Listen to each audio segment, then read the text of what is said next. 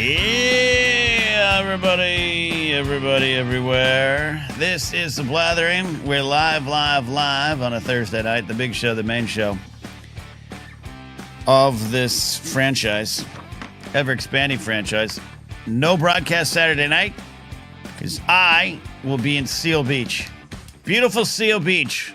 And then, if I can get back in time, going to a young lady's birthday party, because I've been invited. Young lady, I mean about 34. All right, everybody. We are going to have a lot on the plate tonight, and I'm just going to disclose right now, if you're listening live or listening later, if you're listening later or watching later, you already know that this show went okay. I'm not feeling great today. It's not an illness. It's physical. I'm walking around the house like Andre the Giant and the Princess Bride. I also realized I worked out too good the other day. Because I'm getting back full-time into my gym. Because how else am I going to get Amelia Clark's attention? And I brought out the ab roller. We'll talk about this maybe later when producer Steve shows up. I brought out the ab roller, which I hadn't brought out in a while. And it was good. I feel good. So many muscles are screaming at me that I've got this kind of permanent malaise that has just been over me for the last 2 days. And I can't function. Wasn't able to do a lot of things today.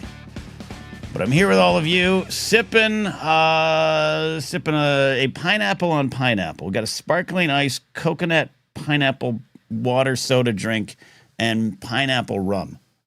All right. So there we are. So if you're here, welcome to the show. We're gonna talk about hobbies tonight. That's all through the show. I want your calls on favorite hobbies. Goddamn all of you have your answers to the question. I want to know because I need a new hobby. I've realized for a long time now that my hobby is work. And now that I have a little extra time and I have a little bit more space in my life, for me, I'm scared of me because me just likes to work. What's my hobby? Working. Fortnite's not a hobby. It's a distraction from my life. Any other thing I consider a hobby, it's the distraction from my life. So I was in the store the other day and I saw some pickleball paddles. I'm like, what if I was to do pickleball? And then I was like, oh, but then I can maybe do some pickleball content. And then it just spins out of control. So I want to know from you tonight if you've got a hobby, a bona fide hobby. This also might come from the fact that I'm absolutely obsessed with these squirrels now. When he got some Squirrel Center updates today, I got video today. And I'm like, does that count as a hobby? Or is it a slow, psychotic break? Out there in the world today, it's been a crazy day as we watch two monsters break up with each other. It'd be amusing if it wasn't, that the world's already burning because of these two men. But at the same time, I'm going to say it's amusing. And we're going to go into more detail tomorrow on Anytime with Ken and Alden. So this is a big tease for that. Tune in live tomorrow, 11 a.m. Pacific, the best time zone around, or listen a little bit later on the audio version on the Napzok Network. We're going to talk about it there. We're going to talk about it. But it has been a friend of mine, we were texting about it, and he said, this is 5 months later than I thought. 5 months later than I thought. And I said, we should give them credit for lasting this long. A true love affair, 5 months. And there's a lot of talk out there. Again, teasing anytime tomorrow. We'll talk in more detail.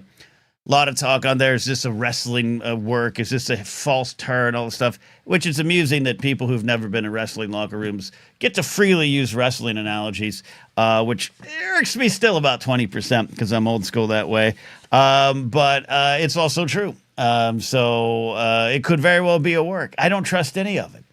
I absolutely do not trust any of it. It could be because I just finished rewatching. I want to underline the words rewatching Turning Point, The Bomb in the Cold War, the 9-part docuseries released, I think, last year that proves that history is not repeating itself. History is just an ongoing story.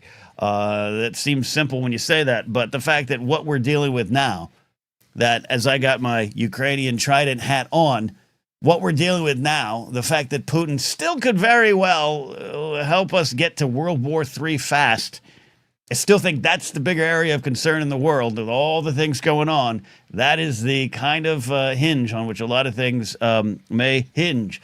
Double hinge there. We're still dealing with World War II. Hell, we're still dealing with World War I. And we're still dealing here in America with a lot of things even before that when it comes to social issues. So I maybe that's what's going on in my brain today. I don't even know. But watching these two clowns publicly break up, watching people who are just thirsty for power fight for it, fight to keep it at the expense of us. And I don't know what I just want them both to go away. Can we work on that? All right, some hobbies coming in. And then we'll get producer Steve in here. What do we got here? Hobbies. Tully Quinn says model building is nice, builds focus, possibly other neuroses. You know what? I did try model building when I was a kid. I haven't got back to it. Number one, I don't know where to do with the models. Lego kind of took the place of that, but my dad was in the Navy, and my dad was big on building those model ships, like the actual USS Bismarck or the USS New Jersey, all that stuff. And so he would do that, but he, being of an engineer mind, would not have the clip-on ones or the clip-together ones. He'd have the actual ones where you glue and you take the time to do it. I, as a kid, had the little snap-together ones, and I just never developed anything after that. I think I don't have the patience for that, but I think, Tully, you're onto something there, where it allows you to slow down. Jared says getting stoned is a hobby. All right, maybe so. Scotty's here getting ready for the Bombad cast. I don't know what the hell they're doing on the Bombad cast tonight. Probably something wild. Maybe Jerry's shaving the rest of his face. I don't know. Scotty Jerry says, I got too many hobbies. DJ, guitar, synthesizers, archiving documents, Fortnite, gardening, collecting, preserving vinyl. Ooh, Scotty, I just brought out my record player. I need to text you. Also, I went to buy 2 records today. I went to buy, I was like, I'm going to get Chappell Roan in LP vinyl form. I'm going to get Gaga's Mayhem. I didn't realize they're that expensive now. Thanks, tariffs. I don't know. Anyway, Scotty, I have vinyl thoughts because I thought, again, maybe that should be a hobby. Because CD collecting music used to be a hobby till I turned it into a career. I don't know. Fascinating stuff there. Forrest Gump, Cold War Doc is spectacular. History is linear. We are still dealing with mid-level management Vladimir Putin at the KGB office in Dresden going, why is Moscow silent on the fall of the wall? We're still dealing with that and could be dealing with it still in a major way. Shout out to Ukraine for pulling off that stunning attack on the at least 40 planes or so. But that's gonna bring back some more. So we're still in that. History is linear. All right. Let's find used. I got 2 used records around here, but I used to buy used CDs. Which, by the way, you're not. Remember, I think Garth Brooks said don't do that because then that doesn't go back to the artist. But I get it in my head. I don't like used things when it comes to something like an LP. Does that make sense? Like, if I'm gonna get a Gaga LP, and I already have a couple on LP, but if I can get one, I want the cellophane to come off. I want to smell the new. But I have used other things, so I'll probably head to one of the used record stores and see what I can pick up, Brian. 8984M says, my hobbies are collecting retro games, transit exploring, coffee. Okay, yeah, coffee culture. Okay, there you go. They were about $40 each. $40 each. And I was like, let me go online and go to shop direct from the artist. Still, with shipping, would have been close to 50. All right, let's do this here. Let's get producer Steve on the show. Producer Steve, what are we doing? Good evening, Ken. Hello. We can start there. My face, yes, my face is also burning. You know why my face is burning? I don't. I did a mask this afternoon. I had a little extra time. Hearing a little echo on your set. Are you hearing an echo on my set? Okay. I put on a face mask, and I love it. Oh, I love it. I love peeling it off. But there's a light burning, Steve. So when you say like a face mask, that's like you did like the whole like cucumbers on the eyes kind of thing, like, or you didn't put Oh like a no, helmet I on? I'd And eat the okay, I'd eat the cucumbers. No, okay, yeah, yeah. You take a little package, and it like it's, and then you put it on your face, and it okay, dries. okay. And after about 30 minutes, you do the little peel, and look at this skin. I'm a caveman, Ken. I'm not. I don't know about these things, so I'm. Thank you for educating me. What if I was to send you one? I'll, I will do it. I'll make content out of it, Ken. Good. We need some blathering backstage content.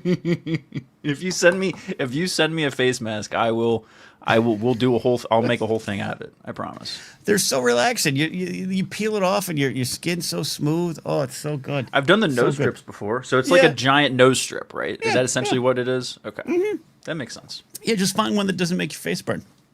Well, okay. Yeah. What's So your maybe we biggest start hobbies? small. Yeah, start Maybe small. we Steve. start small. What's your biggest hobbies, Steve? I told you I was going to have a better answer for this, but no, Ken. My favorite hobby since the world has really turned to shit has been doing this without sounding too cheesy. It's been a fun ride, and I've enjoyed the. That's the end?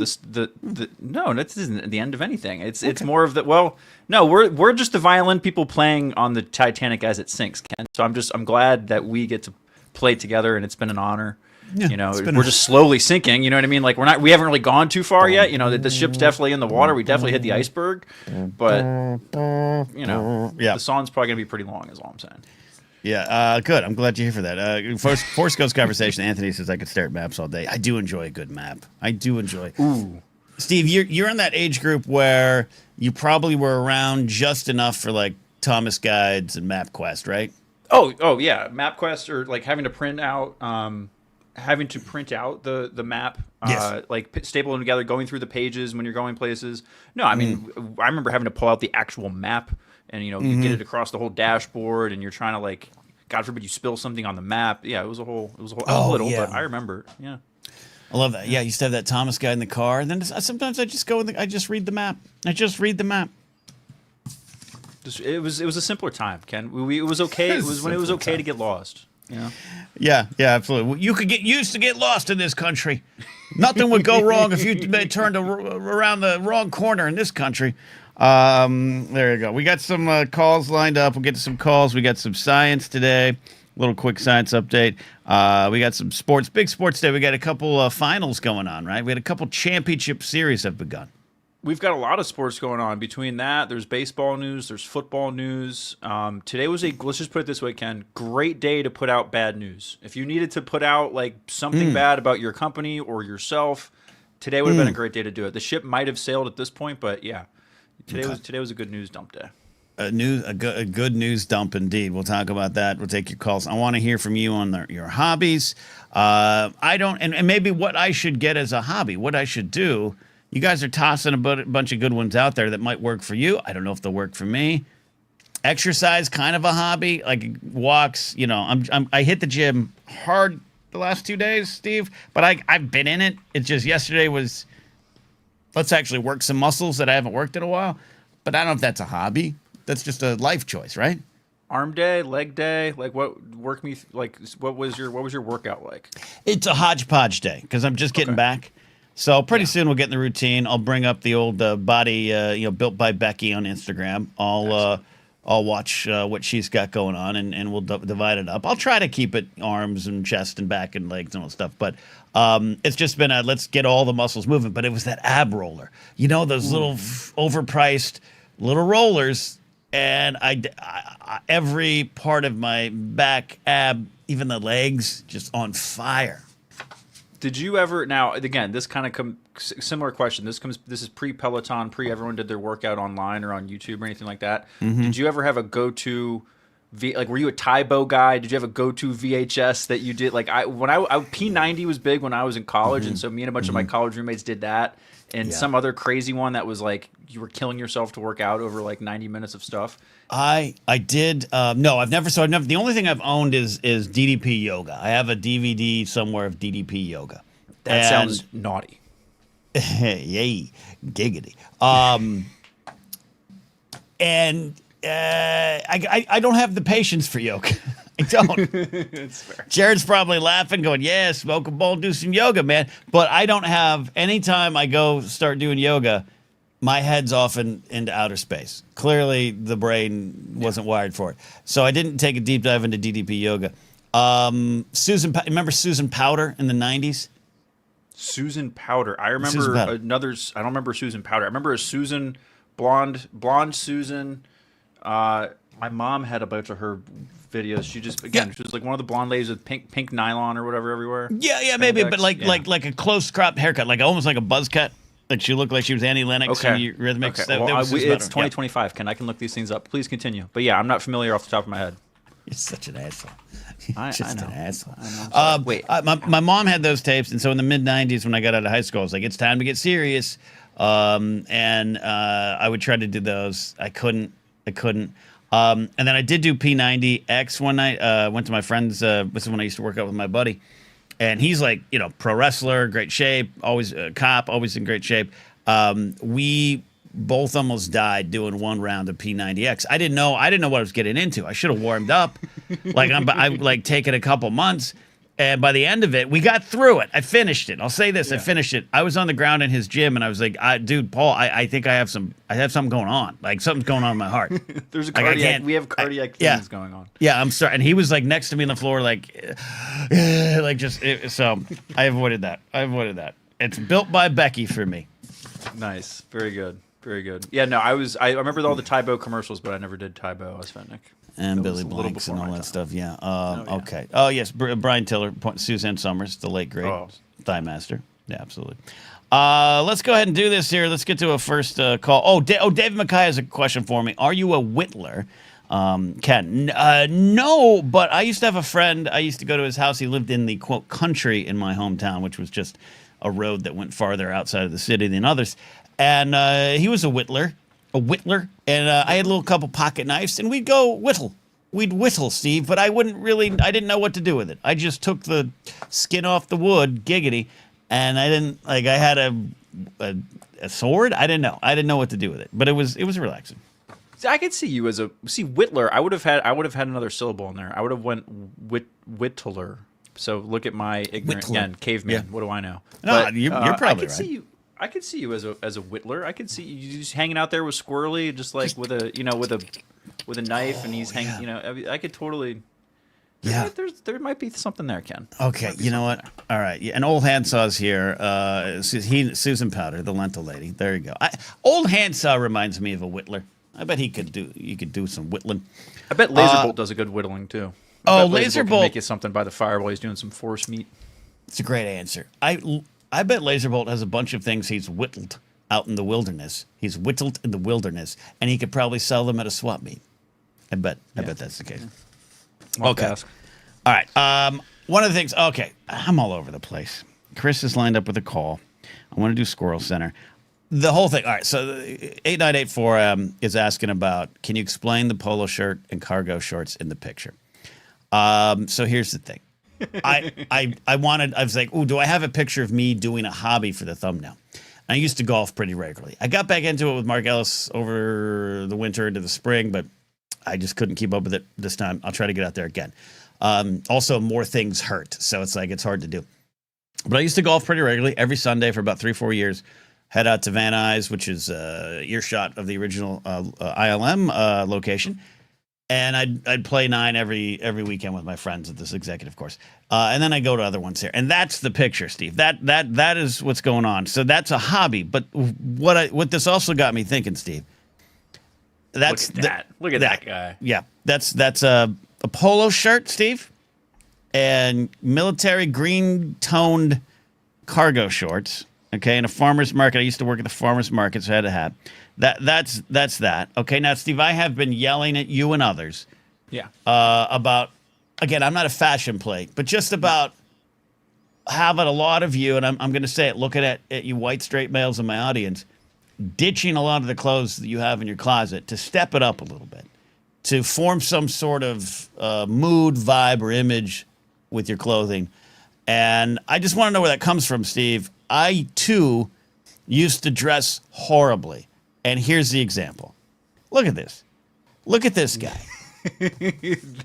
Both of these pictures just look like the year 2008. How far off? You are so right. The one on the left is from about 2006.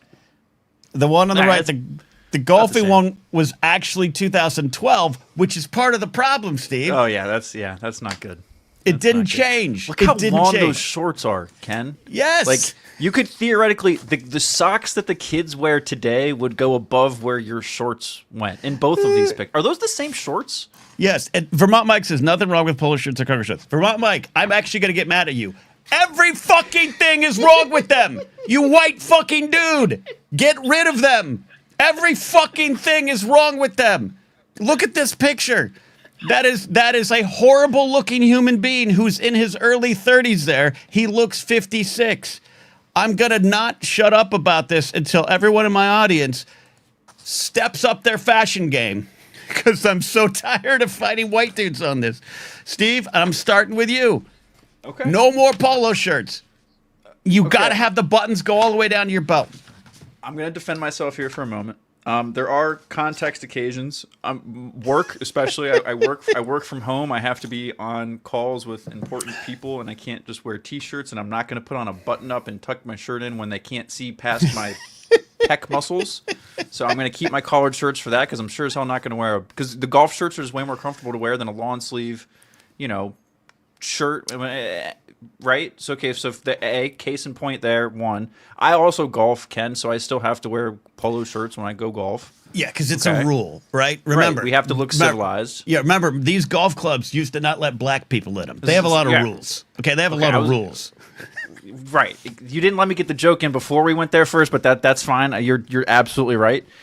We have that context for polo shirts. Oh, and also, it's a good. The family function polo, for like the family dinner polo, is not a bad polo. No, if you have the right fit, Ken, fit is the key. With if you're the Rock, a lot of the problems you've. If you're the Rock, no, you. I'm not going to tell the Rock to take off his polo shirt. You're probably not going to tell the Rock to do a lot of things, but I think fit is the thing that's getting overlooked here because don't get me wrong, both the pictures you showed, both pieces of evidence, bad. I'm not trying to say you're wrong about anything. Yeah. But if they fit, it would have been less bad. Yeah, I don't disagree with that. Vermont Mike says, "Look, looks like you're wearing clam diggers, not cargo shirts." Yeah, you're not wrong. You're not wrong. And David McKay, I am not the Rock, but I said here, my thing here is fit, and I'm a bad example because now that I'm a dad, I really don't give a shit anymore. Me and my wife have been together for 15 years. Like that ship has sailed as far as all that goes. So, and I kind of came on it like in my late 20s. I started really caring. I got I was the young guy at work who wore clothes that weren't boring. And then as soon as I hit dadhood and hit like 32ish, it was like, oh no, we're going sweaters and loafers. Too young. And I don't care, man. It's over. Too young. None of you live in LA where you have to walk into a party not looking like that. No, I don't. I want you. I don't go to parties in LA. I do this, man, and I have a baby upstairs. Like I don't do any of that. So I'm sorry. I'm Mr. Rogers. I love you all. Vermont Mike, I want you to wear what you want. Addie, wear what you want. Dylan Barry, what do we feel about? Because this is the most real I'll ever get on my show. I spit in the face of my friends who wear sandals, who wear khakis, who tuck their shirts in. Like, why you goddamn tucking your shirt in if it's not a suit or a tux? Like, sandals I'm with you. If I see a dude who's 45 and he's dressing like he's 62 and he's in my friend circle, you're going to hear about it. Okay. So, sandals, are sandals and flip-flops the same thing? Thongs, as some people call them, sandal. Like, are we talking like Velcro straps? Because I'm with you there. Like, if you're wearing Velcro straps with any sandal, you just don't want to see my feet. Don't want to see your feet. Okay. Don't want to see your feet. Now look, going to the beach, going to the pool. Yes. Okay. Now I'm really gonna piss you off. Deck shoes. Like boat shoes. Yeah. We used to yell at Nick Mundy. Nick Mundy at Screen Junkies. And Vermont Mike, cargo shirts are important if you have a spouse who wants to carry all their crap. look, I have an answer for that's that. that's the patriarchy hurting us, because the patriarchy does not allow women to have pockets on their things. So hopefully we can fight against that. And then Vermont Mike, then you and I can burn the cargo shorts together. Or we get Vermont Mike a fanny pack. I'd allow that because Vermont Mike deserves that. Okay. That's the perfect segue, because I don't call it a fanny pack. I call it a family pack or a dad bag, Ken. It goes, it's a crossbody, because now that I have a child, I have the excuse of, oh no, I have a burp cloth in here. I have like some wipes and everything. No, Ken, that's my keys. That's my wallet. Like it's Okay. a purse. I'm not going to lie, but it's a little dad sling bag. It's a Sling family bag. Yeah, exactly. Because I don't want to put all that shit in my pockets. It's uncomfortable, but it's great though, because now I get in my car, I just boom, boom, boom. I don't have to like get shit out of my pocket and all that kind of jazz. But yeah, we're missing out. Guys who aren't carrying bags around, we are missing out on I agree this. with that. Like, Ca- it is Cade's- getting better, though. Cade's in chat, or at least Cade was, and they are a fashion plate of a very unique sort. Cade, if you're still there, highlight yourself there. Cade's got a movie coming out called a documentary about his quarter life crisis, and I'm in it. We're going to be talking about it. Cade's going to come on the show here soon to talk about it. Cade can make it work. Look, Steve, I hear you, but I don't hear you. On the bag? No, the bag's great. Okay. Cade can make a bag work. I can make a bag work. You can make a bag work. No, bags. Thank you. But when you said, look, I got to the point where Oh no. that's why a guy like me who's still has a vasectomy scheduled, even though he's a free agent. This is why I can't no families for me, right? No moms in capris with their hair up, putting snacks out. I can't have that stuff in my life. Oh, my wife is so hot in capris with her hair up, putting snacks out. But go ahead. Well, that's the way it should be. But that is a poison to my existence, and that's why you and I form a good team. We are a well-rounded. You're going to go to the park with your picnic bag slung, and I am going to drive by on the way to get hammered at the Hollywood Improv, and then we'll meet here to talk about it. Absolutely. That's a good. It's yin and yang. We've got it. We got it all figured out. I went to the Sorry drag to show. disappoint you, Ken. No, Yeah. you're not- Oh you're not yes. Tell me disappointed. about the drag show. I went to the drag show. I wore trans rights colors. I made myself into the colors of most of the colors I could get of the trans visibility flag. And I got to be honest with you, no one noticed, Steve. Nobody noticed. I did get flirted with by the bartender. Nice. I still got it, Steve. That a boy. I ordered a rum and diet. I said, hey, 'cause you're in a bar. It's like, hey, I need to order very boring rum and diet. And he was like, oh, so boring. Every time I kept coming back because I was ordering captains, he called me a pirate and roared to me, Steve. Like when. Okay. I still got I'm not going to ask you to do the roar, but could you explain when you say roar? Do you He went like a pirate lion? roar, like a pirate roar. Like he was like, "Rawr," every time. Oh, I okay, came back. okay, like an arg. Okay, yeah. Okay, Well, you said roar. I was just I thought a I was roar, going like like primal, arr. like an animal. Yeah. Okay. Yeah. I was a little. Okay. Yeah. No, Yeah. I've been hit on by a dude twice in my life, and it was 10 times more flattering than any time a girl has approached me. So. Yeah. Yeah. Yeah. Clap them. Oh, Laser Bolt. Look at the cynicism on Laser Bolt, who was a bartender for years. The guy who worked for Tips was nice to you. Laser Bolt, I spent all my days talking to squirrels. To squirrels. Yeah. I need this. Give this to me. All right. Shall we do a call first or squirrel setter, Steve? And you haven't disappointed me having kids and a family. Oh, not that. I was the collared shirts. I know. I'm not worried about I care about my kids and my family, Ken, but the collared shirts, I'm sorry to disappoint you there. But again, it's not the collared. It's the polo. I want the differentiation made there. All right. The buttons go down to the belt. I'm just trying to see if I have any pictures of polo. Roll the sleeves up. I'm just. Then you look like a hip dad. Okay. No, I used to do that all the time. Like I told you, I had to wear a suit and tie to work all the time at my previous job. But I would take the jacket off as soon as you got in, and I was totally the guy who had the sleeves up to the elbows, all that jazz. That's to me, that's a young go-getter. Yeah, That's that what was that me. is. All right. That was me. You want to do a quick call? We got Chris and we do a got call. Science after that, or do you want to do Squirrel Center? Let's Let's do. Chris has been. I feel like Chris has been waiting because I think we mentioned Chris a while ago. He's and impatient. we have not. Yeah. He's impatient. Let's get to Chris. All right. Chris Kiefer, the best librarian in LA County. How are you doing, my friend? I'm doing well. How are you, sir? Yeah, I'm okay. I think I've upset Hey, everyone Steve. here today. I've upset everyone here today because I do not want white straight men to drop the ball on fashion anymore, Chris. I'm not going to tell you what I'm wearing at the moment. So let's just move on to the topic at hand, shall we? Okay,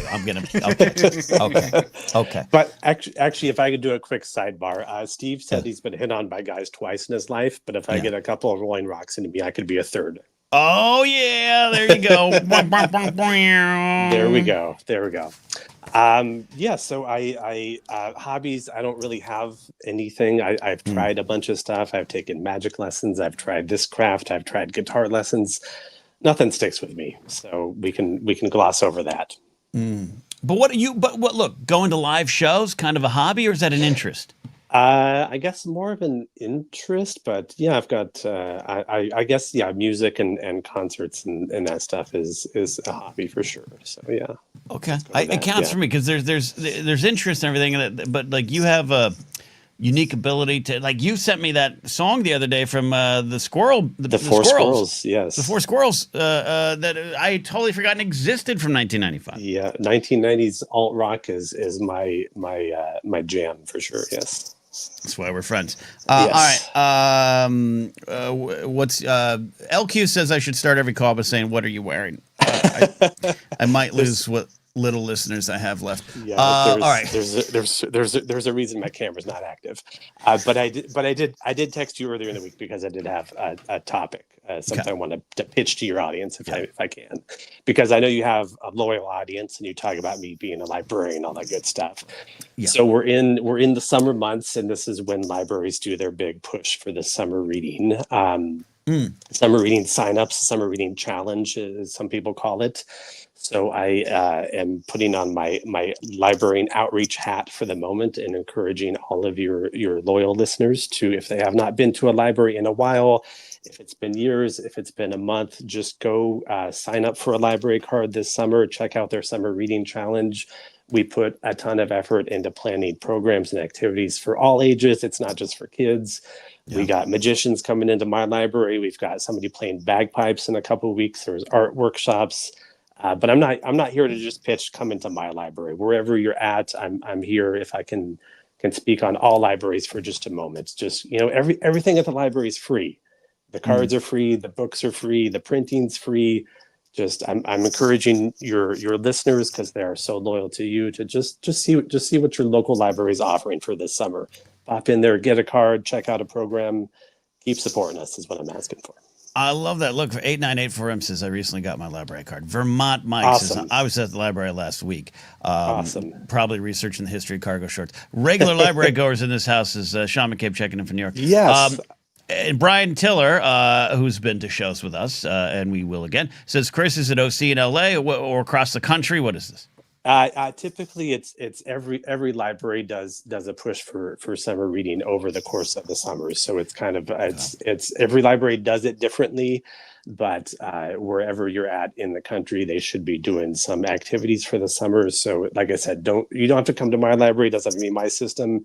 Wherever you're at, just look them up, see what they got going on for the summer, because we plan these things for months and months, and we just want people to come and support and sign up for cards and show that we're useful to your communities.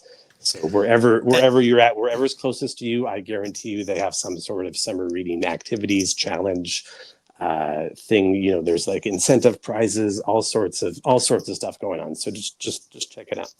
Yeah. What you're highlighting too, and I don't mean to pluck the nice promotion you're giving here into darker things in the world, but like with the constant battle against education, arts, books, all the things that we see going on, all the things that are affecting things.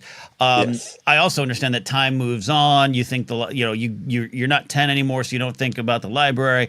But having taught classes at your library and your wife's library, I can tell you they're wonderful facilities. They are very valuable to people who aren't blessed with easy access to the internet, whether looking for jobs or housing or something like that, or kids whose parents don't have a ton of money to throw them in daycare where they're at work or after school programs, and you guys have great, robust programs with a core group of kids that show up to a lot of these events. And I've been there, I've been part of that.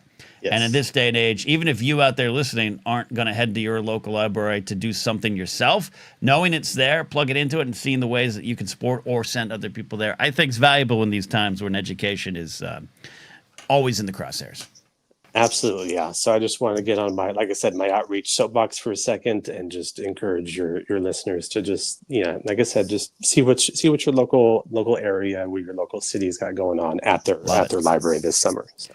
Love it, absolutely. Appreciate that, Chris. Hopefully see you soon. Maybe we'll get some Del Taco in a bit, and you can wear what you want. Okay, sounds great, sir. Thank you so much for your time. All right. Love that there. Jerry Garza says my favorite hobby is golf and jiu-jitsu. Yeah, see, I think that works. There's that balance where it's just fitness and then something you're actually pursuing and interested in. I love that there. All right. So, Steve, library card, do you have one? I do, and we're big library proponents in our house. We go often for family reading days. Our local library does family readings Saturday mornings, so we go with the baby, and we go and they read baby stories, nursery rhymes, and then we go and do family stuff. So it's a great it's a great little place to get the community together, all that kind of stuff. Love the library. Support your local library. Tell you what, Steve. Wear what you want to the fucking library, okay? Okay. Thanks, Ken. Thank you for that. I'm worried, Steve. I'm worried. Why are you worried? A lot of people know me from Force Center. Okay. And on Force Center, I've played a character for 11 years. And that character is a calm, normal human. And I think as the Blathering rolls on, people are going to see the actual me. And Steve, I think even you are going to start to hate me. Well, hate's a strong word, but yeah, I know. Everyone knows everyone knows when we're all playing notes and you're always playing an exaggerated version of yourself on all these on any kind of public platform. But no, your authenticity, Ken, is part of why the people love you. You don't have to worry. Hogwash says laser bulb. I'm just wondering because on Force Center I'll be like, hey, I heard what you had to say on that. But on here, I'll be like, could you shut the fuck up about what you think Kathleen Kennedy does or does not? And I don't know if the world can take both. I don't know. All right. Spit your truth, Ken. Thank you, Steve. Thank you. I also still don't feel good today. All right. Let's do a quick squirrel. Then we got 60 seconds of science today. Squirrel Center time. Little updates here. I do want to analyze something here, Steve. I'm going to show you first. Kylo came by the house the other day. And Kylo I was walking down the hallway I have. You can kind of see it in the I'm going to show some video footage. You see this hallway I have. And he was on the chair. And he was looking at me. He saw me. And then he went up into the tree and looked into the window at me. And I was like, oh, Kylo, you're here. Okay, hold on. And I went and got some food. And we had this exchange here, okay? Hi, Kylo. All right, watch this. The Spider-Man of squirrels. Upside down. Now, he's going to acknowledge me right here. Watch this. Look at that. He's acknowledging me. And then, boo, there you go. All right? That was both a squirrel equivalent of the head nod, just I got you. But Ken, that also, when he was doing the thing where he was coming off the tree, bending all contortionist and you were giving him the peanut, that was you in that squirrel's Spider-Man 1 upside down kiss moment. That's exactly what I thought of. Did I take the mask off or he? I think I did. Squirrely's the one bending his body. You're Kirsten Dunst, dude. I'm Kirsten Dunst. Yeah, Squirrely's the one that's contorting his body and everything. Yeah. First, you're definitely Kirsten Dunst in that scene. Yeah. Okay. They're going to watch. So after that, he settles in. I give him some more. Also today, I didn't have video. I did not have my phone. I walked outside because also I'm really depressed. And so I walked outside and I hear this clunk clunk and I turn around and Squirrely, she was on the ground and was walking up behind me and was like, hey. And so I happened to have, there was a peanut on the fire pit there that a bird, I don't know how it got there, really don't know. And I fed her. So that was touching. I just had video of it. But I want to analyze what we got. This is Kylo. He then goes up in the tree, and I don't think we appreciate, Steve, the intentions behind the actions of these squirrels. They're not just chomping through the shells. They're making conscious decisions to clear their space of the shells or the things they don't need. Watch as Kylo spits this stuff out, okay? Look how high he is. All right. Just chilling. Dare I say, like a villain. Okay, so then he goes sideways here. Oh, he's chomping. He's chomping. All right. Now, there you go. Okay, now watch this. Watch this. He starts spitting stuff out. Look at this. Whoa. It's intentional. All right. And then I took some pictures of him. It was a photo shoot day. Burbank Airport in the background. Look at that. Look at that. Look at Kylo. Wow. I'm thinking of sell making that to like Shutterstock. Yeah, that's what someone's Grace said that to me. I texted the picture. I'm like, hey, see what's going on at the house. Yeah, you're good. Anyways, Steve, this is why I'm so lonely and angry these days. It's me and the squirrels. That was impressive. He went from like eating like a churro to like hamburger to hot dog or hot dog to hamburger style like really fast there, and he that was right. The coordination is impressive with the squirrels. Because I've also been filming them in slow motion, and because again, I'm not exaggerating the depths in which I've fallen into depression, and so it's intentional. He's like boom, boom, spitting out. Yeah. I feel like Jane Goodall amongst the squirrels. I don't know why you're denying that this is your hobby, man. Like National Geographic, maybe this is your calling. That was some good footage. Like, who else has good urban squirrel footage like that? Probably a lot, but Ken, I'm just don't take this the wrong way. Okay. The Venn diagram of the folks feeding the squirrels on the regular that have the names for the squirrels and the squirrels trust and love and all that stuff, and then the camera work and the stuff you're able. I don't know how much overlap is there, so I think you've got a lane here is all I'm saying. Okay. I'm going to start I'm clipping out some stuff. I know we got some Squirrel Center stuff on your TikTok, which I did find, by the way. It popped up finally on TikTok. Found it. Excellent. Yeah. And the Blathering backstage. You guys, I'm going to start putting something out there. And who knows, maybe one of them will go viral, and then we'll all go to a weekend in Catalina. It just takes one. It just takes one. Just takes one. All right, let's do some 60 seconds of science here today. I think it's time to get serious about what's going on in the world. Or we can just talk about the science of squirrels. Addie, have you studied squirrels before? No, but as someone who works on a college campus, I have observed campus squirrels, which are a fascinating, unique breed of squirrels who have no fear of humans and also eat like kings. Right? Monsters in a way. Yeah. I once witnessed a squirrel eating a slice of pizza it had dragged out of a trash can that was like twice its size, and it was glorious. I have a picture of it somewhere. I'll have to post it in the Discord. Wow, that gives me an idea of what I could feed these squirrels. Don't feed the squirrels pizza, Ken. Okay. Steve, just because I dash your collard dreams, don't dash my squirrel dreams. Addie, I saw you posted on Blue Sky. You didn't have a ton of stuff planned today, and I appreciate you still coming up with anything for science. Oh, but I and got it representing together. science. Before I start, though, would you like to hear my hobbies? I'm prepared to answer the question. Yes, absolutely. Thank you. Okay, I have the hobbies of an 80-year-old woman. But I think I think a good hobby is at least 20 years past your age. I like to cross stitch. I like to embroider. I like to sew. I like to knit. I like to crochet. I like to do jigsaw puzzles, and I like to read. I mean, look, but here's the thing. You're number one, you're brave for sharing. Two, I hear in your voice that you think I'm going to yell at you like I'm going to yell at Steve for his shirts. And I'm not, because all those require great skill and focus. And I stand by them. And like I said, a good hobby should be about 20 years beyond your age. Well, and to your point though earlier, Ken, all of them serve as distractions for me. So I don't know that there is necessarily a difference between a hobby and a distraction.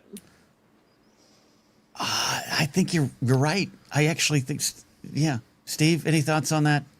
That hurts my brain. Yeah. A hobby, a distraction, a hobby. Well, I don't know. Distractions, I associate distractions with not being as productive, whereas you can make your hobby productive. And that doesn't mean you make your hobby financially productive, but you can make it productive for your life. You know what I mean? Like, whereas a distraction is more, when I think distraction, I think procrastination. Unless you're trying to distract someone and as you escape a dangerous situation. And I'm using the word distraction as in like I am distracting myself from the fact that the Titanic is sinking out from under all of us. Fair. Yeah, well, okay, so that was the underlying. At the start, from like the election to now, I have read more books in the last like 6 months than I did like last year at all because I needed to escape from the reality of what was happening. Happy scrappy books or books about the world and politics and history that are upsetting? Happy scrappy, right? Mostly romantasy fiction. Absolutely, some good fuck books. That's what we all need to kind of get distraction on. I totally agree with that. But and Addie, no, I love this because I didn't want to just have, hey, what's your hobby? I wanted the purpose behind them. But you touched on something in raising this great philosophical question here that's thrown Steve and I for a loop. Distraction, what's a hobby versus what's not.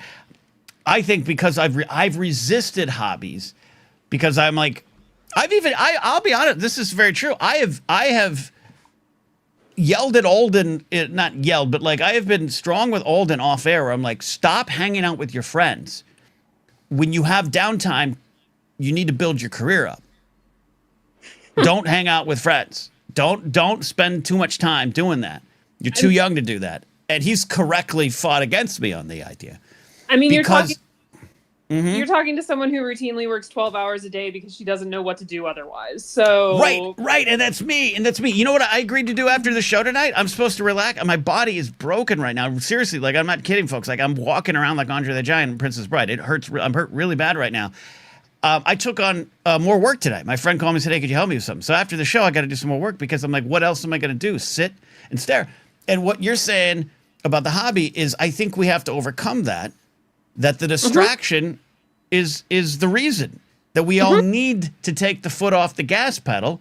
Steve with his life and a kid and a wife and family and cargo shorts that he's got to wear, all those things. He's got to pull off that. Shorts. Don't wear cargo shorts. Let's be very clear. I don't wear cargo shorts. Continue. Sorry. It's your show. His khakis that he tucks his polo shirt into. Like, that is the value.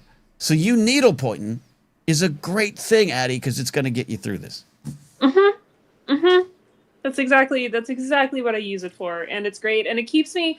The thing that I like about all of those hobbies is it also gives me something to do with my hands that keeps me from doom scrolling on my phone while I watch TV. Yeah, no, that's a good thing. That's a good thing. Like they're all things that keep my hands busy while I'm watching TV. I don't have. It's in the corner there. That is a cross-stitching needle point, whatever you call it. That Christy McGee made for Saturday Night Napzok. I'm not. By the way, I'm not asking that you make something. Just a poster. Yeah, I'm not. No, it's framed. I'm not suggesting that you make something for us. But if you were to maybe do a needle point of Steve's hair, I think that'd be acceptable too. Good luck. That would be an arduous task. David McKay says it's a pastime. It's to pass the time. Yeah. Anyways, I appreciate it, Addie. All jokes aside, that's why I have been struggling. I was literally in the store looking at these pickleball things. I don't want to play pickleball, released regularly. No. But I was like, do I have to do this? Because I don't know what it is about a partner, a long-term partner no longer being in my life or around my house with a dog. I have more free time than I thought I'd had. And it eats me up inside. And I get this like, I should probably launch another podcast. I almost launched another podcast yesterday, Steve. It was called Ken and Cal Have a Conversation. Still might. And we'd all listen to it, Ken, quite frankly. Okay. All right. Addie, appreciate it. So shine bright with your needlepoint. But what do we got in science today? All right. Here we go, Ken. A new study is adding to the prevailing view that coffee consumption is actually beneficial. In a studying 47,000 female nurses over 40 years, researchers found that those who consumed the most caffeine had odds of healthy aging that were 13% higher than those who consumed the least caffeine per day. In a clinical trial, 1/3 of patients with a fatal blood cancer, multiple myeloma, who were given a last-ditch immunotherapy treatment saw their cancer disappear and are still cancer-free 5 years later. Oncologists are cautiously bandying about the words potential cure for the devastating disease. A flock of cockatoos in Australia have learned how to operate a drinking fountain. This behavior has not been seen in any other local bird, and we're not quite sure why they're doing it. The Make America Healthy Again report is coming under fire. Despite being touted as an example of radical transparency and gold standard science, a nonprofit news organization has found that multiple studies in the report appear to be non-existent. And when asked about this, the White House press secretary called them formatting issues, and the report has since been updated with citations that appear to be real. And finally, researchers have proposed that there are 2 factors that help determine the outcome of nighttime car-deer collisions: whether your headlights are halogens or LEDs, as well as the deer's personality, determine whether they will freeze or flee. And that is 60-ish seconds of science. Ken, where would you like to go? I mean, first we're going to start with Eli saying a flock of cockatoos is a fantastic phrase. A flock of cockatoos opened up for Old Handsaw's college band in the 80s. I swear it. A lot to get to. A lot to get to, Addie. What's the most positive? What's the most entertaining story to you, or what's the most important story? You tell me. I mean, that middle one is easy. The flock of cockatoos is the most entertaining story. I mean, yeah, let's the flockatoos, says Kyle, which is accurate. What? So they're learning to use a drinking fountain, which is again amazing. Having studied squirrels as I have now for years, like Jane Goodall. But no, but it's also slightly freaky, right? It's not just any type of drinking fountain. It's one of the ones that you have to walk up to and twist. Oh, like it's not a button. Is there video of this, and why has Steve not found it yet to put it on the show? There was no video in the story that I found, which made me very disappointed. But it does very vividly describe them operating the drinking fountain. Every cockatoo exhibited slight variations in its plan of attack, but the general strategy was the same. Each placed one or both of its feet on the fountain's twist handle and then lowered its weight to twist the handle clockwise and prevent it from spinning back up. And as the parrots slurped water from the bubbling spout, their sharp beaks often left behind chew marks on the fountain's rubber top. I've got an update. You do, Steve. Breaking news: Steve has an update. Ken, yeah, let me hold on. Let me change my. I'm gonna go ahead and Addie, I'm gonna take your graphic away. We're gonna go to producer Steve Cam here, just real quick. Let's do this here. If you're listening, go back and watch here. Okay. Yeah. So this is. I mean, again, this is on my 11 seconds of reporting, Ken.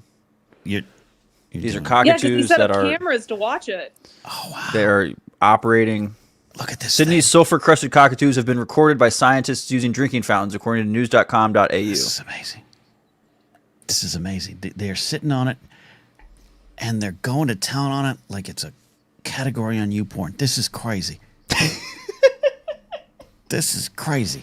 So for those just listening, yes, the cockatoos are landing on top of the water fountain. It's like they are using their beaks to get it going, and then gulping it down. Look at that guy. He's putting his head back like he's shooting a beer at a frat party.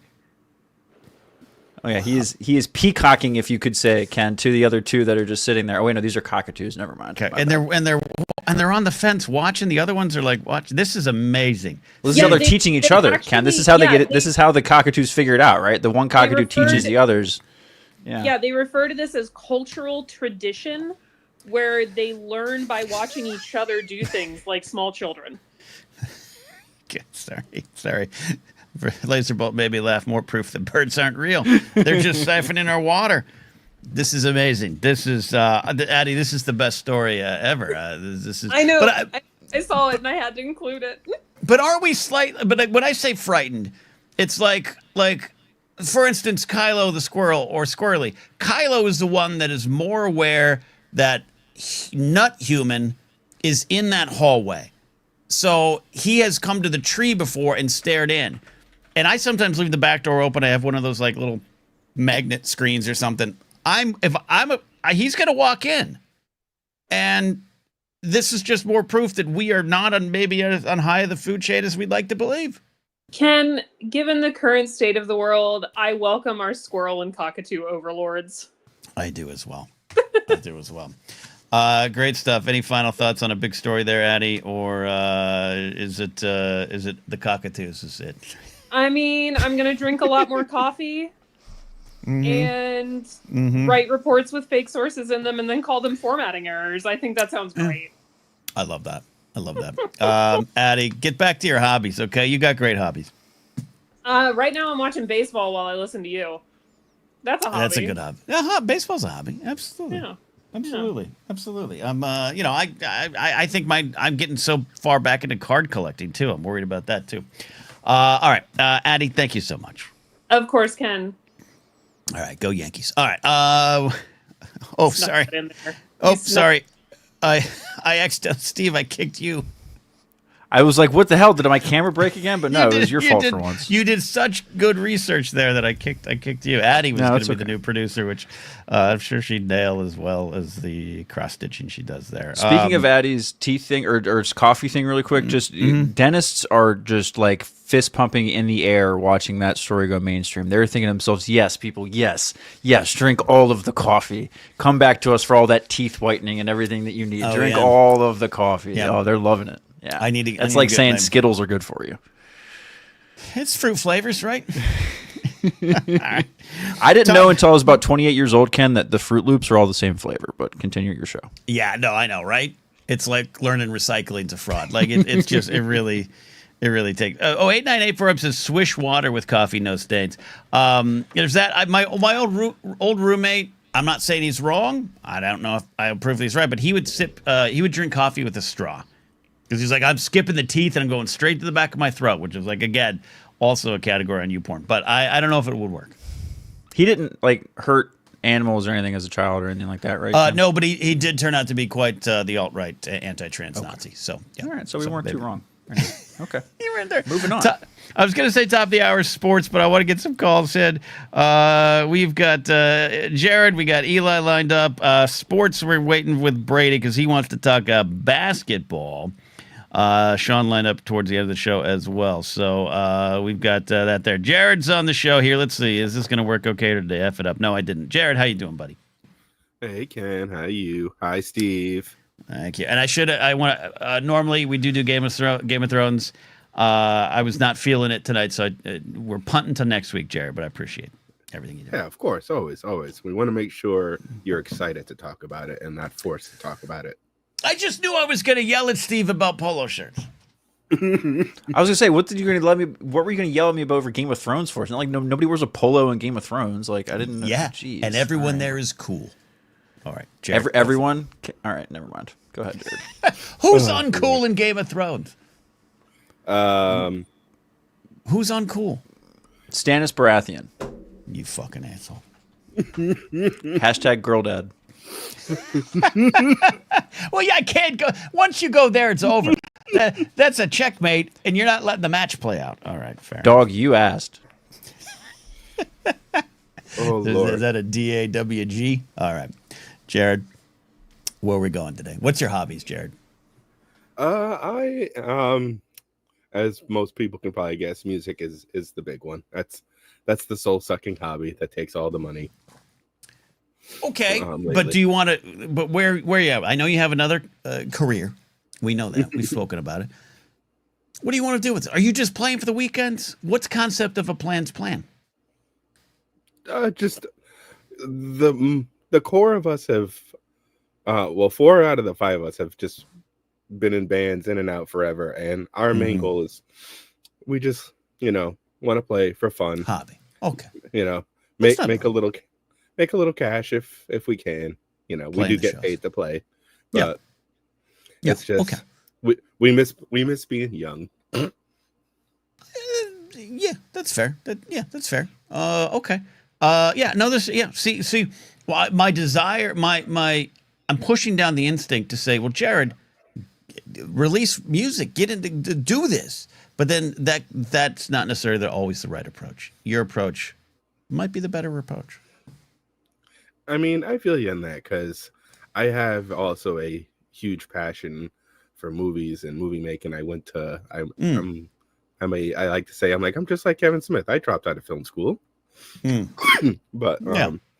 you know, Makes when, but it's one of those industries where it's a lot of pressure. People don't understand, like, even making a no budget indie thing on the weekend with friends you can't get mad at for being late because they're doing it for free and as a favor to you, and just, you know, I have had I've had one short that I was able to, that's done like festivals and whatnot around a little bit. Oh, okay. Well, hold time out. Where's the link? Where can we watch this? Oh, it's on YouTube for free. I'll drop it in after. Okay. Yep. Okay. All right. The best part about that is, excuse me, when you watch it, it's this 7.5 minute black and white silent film with just music, and people are like, "Oh wow, how did you come to all those decisions?" I'm like, it's like I'm like, oh, it's kind of like the Kevin Smith thing. Like, shit happened, and that's how it goes. Because the original script was about 15 minutes long, in full color with full dialogue. Then, as I'm sure it's happened to you, the computer was like, you know what, bro? You don't need any of your sound. None of it. Okay. All right. All right. We'll get there. All right. So that's a good answer. Music, passion for music. And it sounds like your hobby is fun music. That's the hobby. Taking the pressure off of creating art for your survival, which is trying, and along with the films as well. All right. Now, what's on your mind, Jared? Got a question for both you, and I want to hear Steve on this one too. Nice little, as you guys like to say, question and hang up. What hurts you most when watching our precious sports? The bad call that they made, or the call that they didn't make?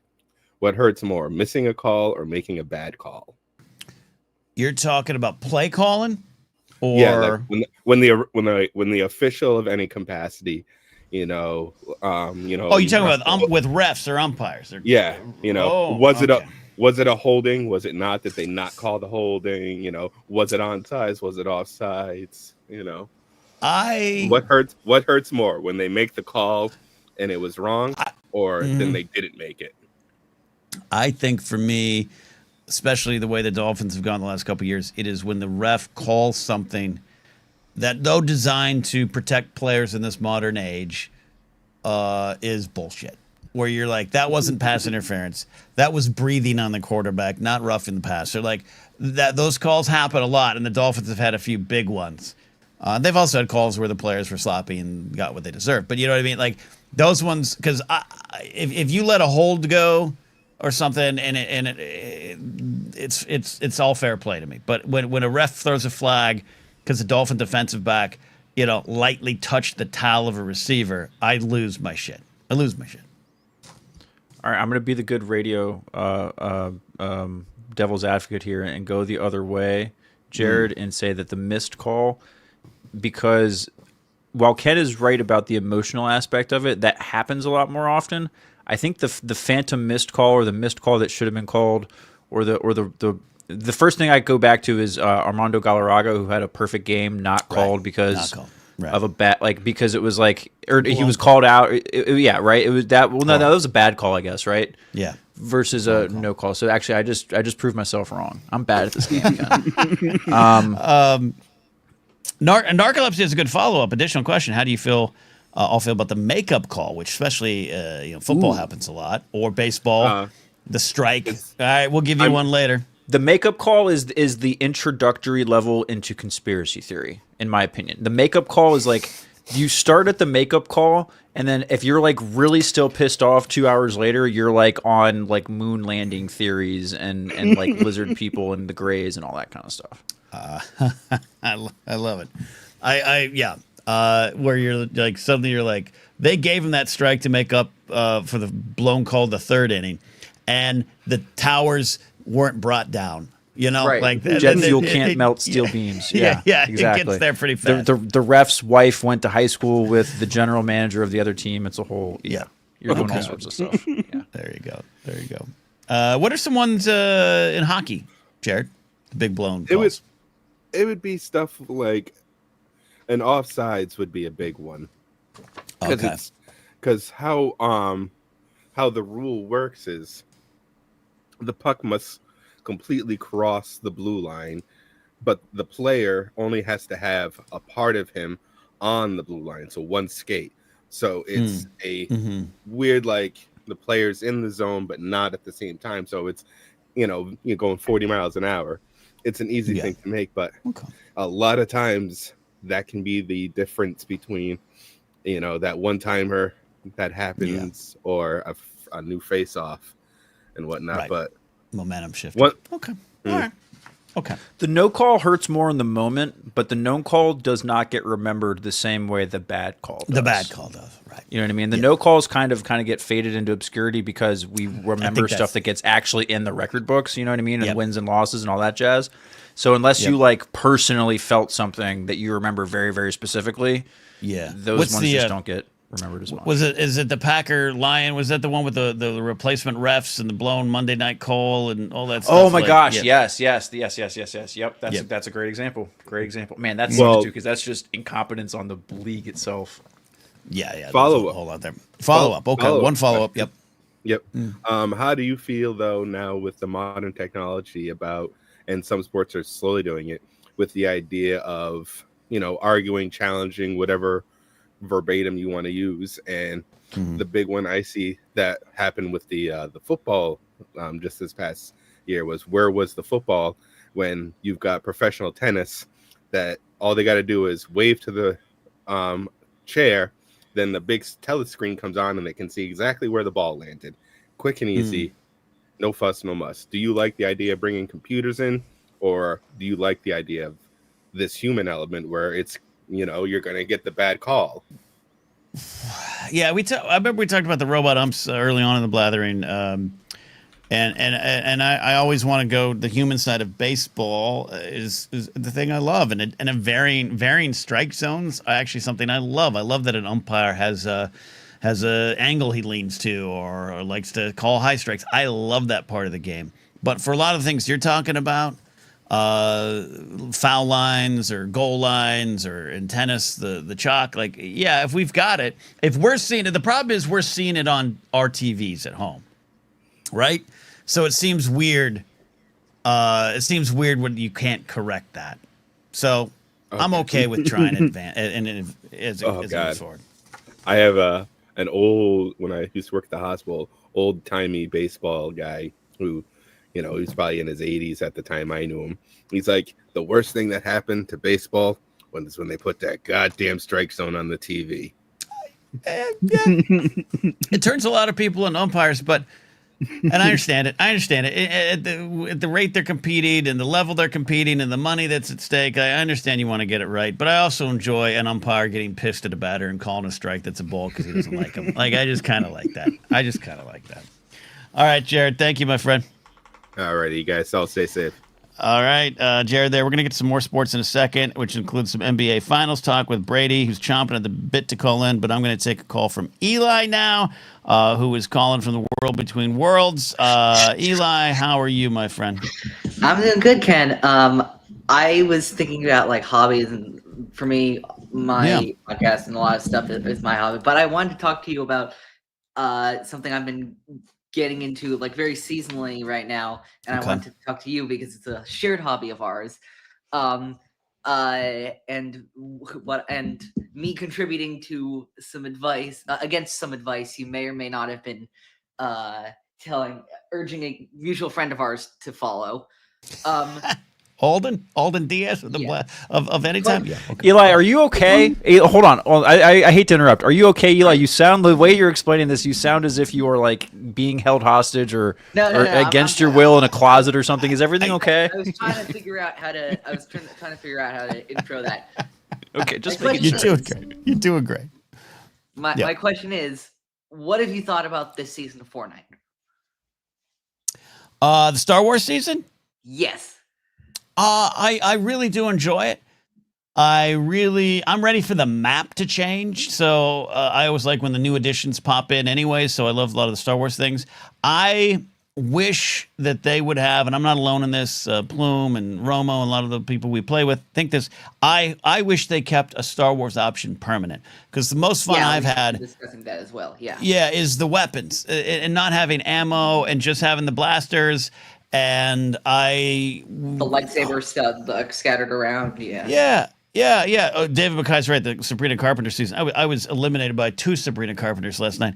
I think because the Stardust, I finally got to do the Star Destroyer thing yesterday. Steve actually helped me with that. Actually, Steve and I and Plume, we had an amazing match, and we raced to get up to the Star Destroyer, and my dreams came true. We got to do it. Steve eliminated like 7 people from the Star Destroyer. 10. Don't. Oh, from the Star Destroyer itself. For the Star Destroyer. The game 10. But yeah. So Eli, that's right. I'm enjoying it. I'm ready for it overall to change. I'm ready for the new season of Fortnite. But the Star Wars one is a lot of fun, and I don't want it to go away. Yeah, I'm really surprised that there was a stat recently that like this has been like the least played season of Fortnite for a while, and I'm surprised Really? at that. Maybe I think it's because I think we were talking about like the reasons. Myself and Alden and the Bombat Cast boys, we're talking about some of the reasons that this might be, and we were talking about because the blasters don't have ammo. And that's such a big change, and we're completely relying on the overheat system. Right. I like that though. I know. I like that too. I barely play Fortnite like outside the Star Wars season, but like I think it's there are so many moments where like you're when the Star Destroyer comes out right above you, that's terrifying. Especially if Steve's up there. But like it's like you understand like, oh my god, this is how people felt. Like this is an inkling of how people felt when the Empire starts to conquer their world. Holy crap! Right. Oh, I love that you've connected Fortnite to the oppression of the Empire, and I don't mean that jokingly. There you go. That's what it feels like. No. It's interesting. I didn't haven't heard the stats of this being the least played. I think, and that's not something about Star Wars. It's a change to the game mode that is permanent, and I think Fortnite works best as an all-star game. And you can play with a lot of different players, but when it's super hyper focused on like, yay, Star Wars, like I'm excited. But if they were, and they have done the hey Marvel like that, I'd be less excited.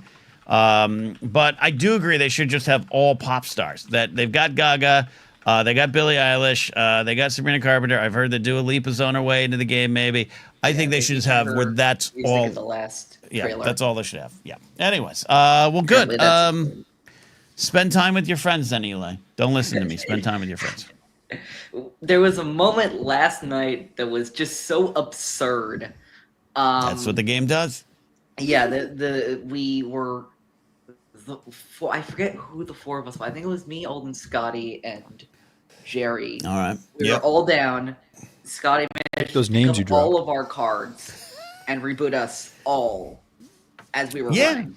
See, that was yeah. insane, and then we all hid under a bridge and did the Snoop Dogg drop it like it's hot emoji for like a good minute and a half. See, look at this, Steve. They're learning our way of playing, and it's great. There you go. Well, it's free. It's free. Steve. Yeah, well, JMB's saying he's tempted. I'm like, dude, it's free. It's so much free. fun, and it's a free game. And it's so much fun. Well, for Fortnite, yes, but JMB was talking about Battlefront, which was another big resurgence that's been on happening sale, over the like all the Star Wars games all the time. You can get it like on sale for $5-10.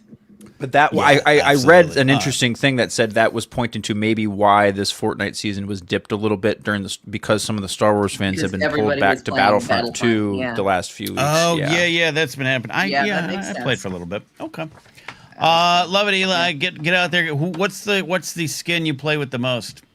That's a sentence I just said out loud.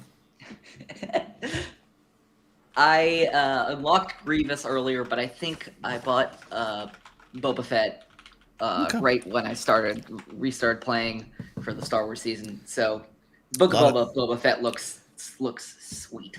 It's a good one. It's a good one. I think my most played character is Wingman overall because I'm old school, dog.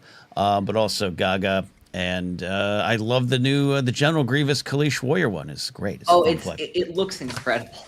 It's really cool, and it doesn't show up in much other places in Star Wars, so it's good to see. I was gonna say, if you ask me the 10 skins, the 50 skins, the 100 skins I would have predicted for the season, that would never have cracked that list. Right, absolutely. And I love that it's there. I love too. I love that too. I hope some more classic bands show up though. I hope we get like the Mamas and the Papas, maybe Creedence Clearwater Revival. I'd love to play with those. Eli, thanks for calling in. Get back to playing with your friends. All right. See you later, Ken. All right, thanks, Eli. Eli, or as 898-4M calls him, young Eli, because when Eli's around, that means Brady isn't one of the youngest in our audience.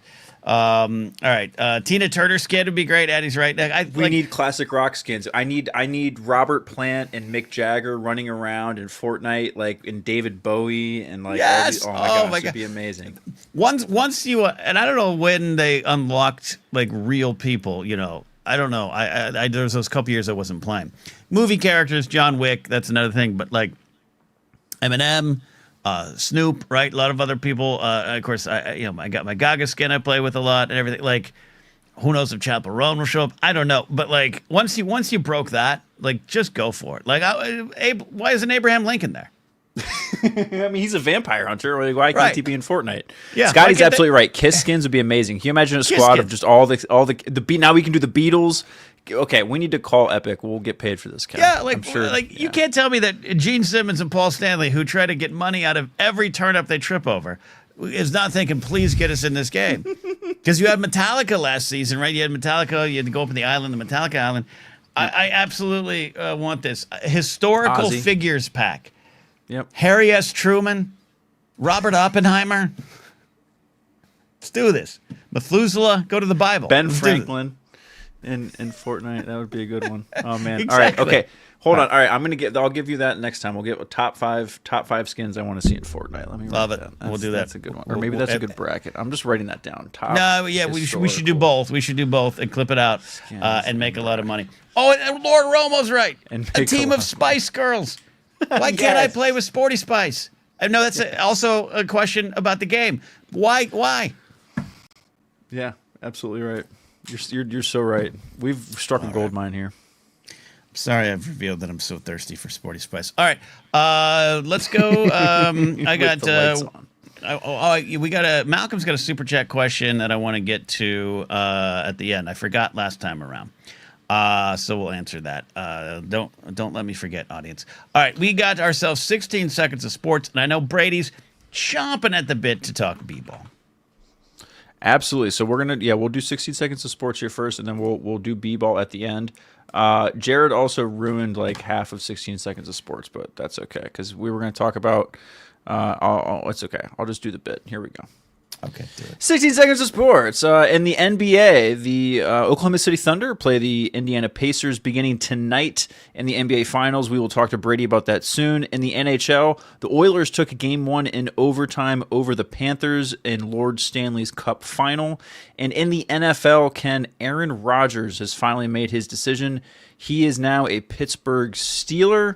And Jared ruined our news earlier already. The robots are coming, Ken. Rob Manfred, the commissioner of baseball, proposed in MLB that ABS will be coming for the 2026 season. ABS, automatic ball strikes, which is robot balls and strikes. For challenges. I didn't know that. For challenges. They're going to be able to challenge robot balls and strikes in 2020. The commissioner is proposing it, Ken. He's proposing it. Steve, I didn't know that. It's proposed? We're here? It is officially proposed because they were like, hey, spring training, that went great. Let's do it next year. So the owners have to approve it because, baseball is honestly, Ken, pro sports has better representation than we do right now in how the hell things are being run. So they have to approve that it happens, and then they probably will.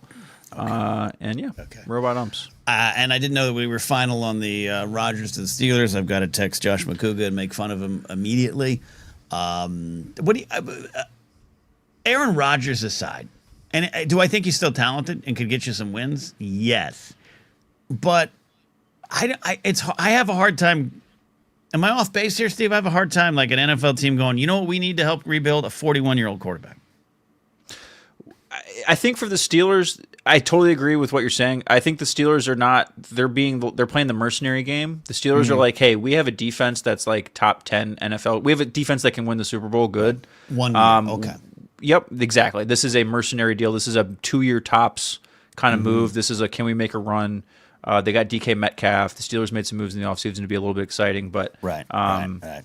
yeah, that's it. That's Okay. it, man. Yeah. We'll get some more basketball here in a second. The Cup Finals. I'm rooting for Edmonton, just like a Canadian team to win. Quick thing on the basketball finals: Oklahoma City has a team still, and they're in the finals. When did that happen? Ken. So yes, Oklahoma City. Oklahoma City got a team back when Seattle. So the Seattle SuperSonics, Ken. You remember them like way back, you know. I do. Anyway, It's a good team. Yeah. So they went to Oklahoma City, right? What? Yeah, they went to Oklahoma City. Everyone still wants Seattle to get a team. Like if the NBA expands, that's like the first place that we're expecting them to pop up again is Seattle. But anyway, they went to Oklahoma City. They had Kevin Durant. They had James Harden. They had Russell Westbrook. They went to an NBA Finals. They lost to LeBron James, Dwayne Wade, and Chris Bosh, and LeBron James' first Finals championship that he won. And then that team of Durant, Harden, Westbrook broke apart. The Thunder were completely irrelevant for 10 years. And then being bad in the NBA for a long time does give you the good luck of, hey, you have the opportunity to get good young players. And the Thunder are the best good young team the NBA has seen since the Golden State Warriors became good a few years ago. I do recall them being around for this. Seattle's been without a team for over a decade. Oh, for 15 years. I think Wait, Kevin Durant what? came in. Kevin Durant was a Seattle Supersonic for, Brady might correct me on this, I think he was a Supersonic for 1 year, 2 years, and then they moved to Oklahoma City. Wow. I knew this, but I was faced with it today. And I like Oklahoma City. I think it's a good city, but it's a minor city. I don't know anymore if I like the idea of Taking minor shots cities at getting Oklahoma to. City. But you know what I mean? Small Seattle's market amazing. teams, what we saw. We call them Small small market teams, Ken. That's what we say I'm here to attacking be the city. politically I'm correct. attacking the city. It's a good city. I go to a great Italian restaurant there. I ate it once, and I went to the Oklahoma City Memorial. Like I like the city. Nothing against the city, but it's not a major city. I don't want sports like if Green Bay is a tiny city. It's a neighborhood team. That's a grandfather clause. If they left, no more tiny city. I only want the big cities to get the teams.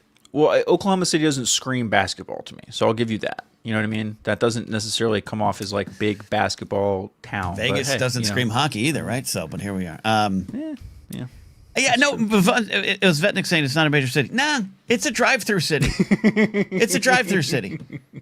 Like Oklahoma City, I know. I've been there. It's you're on the 40 and you just happen to stop there. I don't know about this.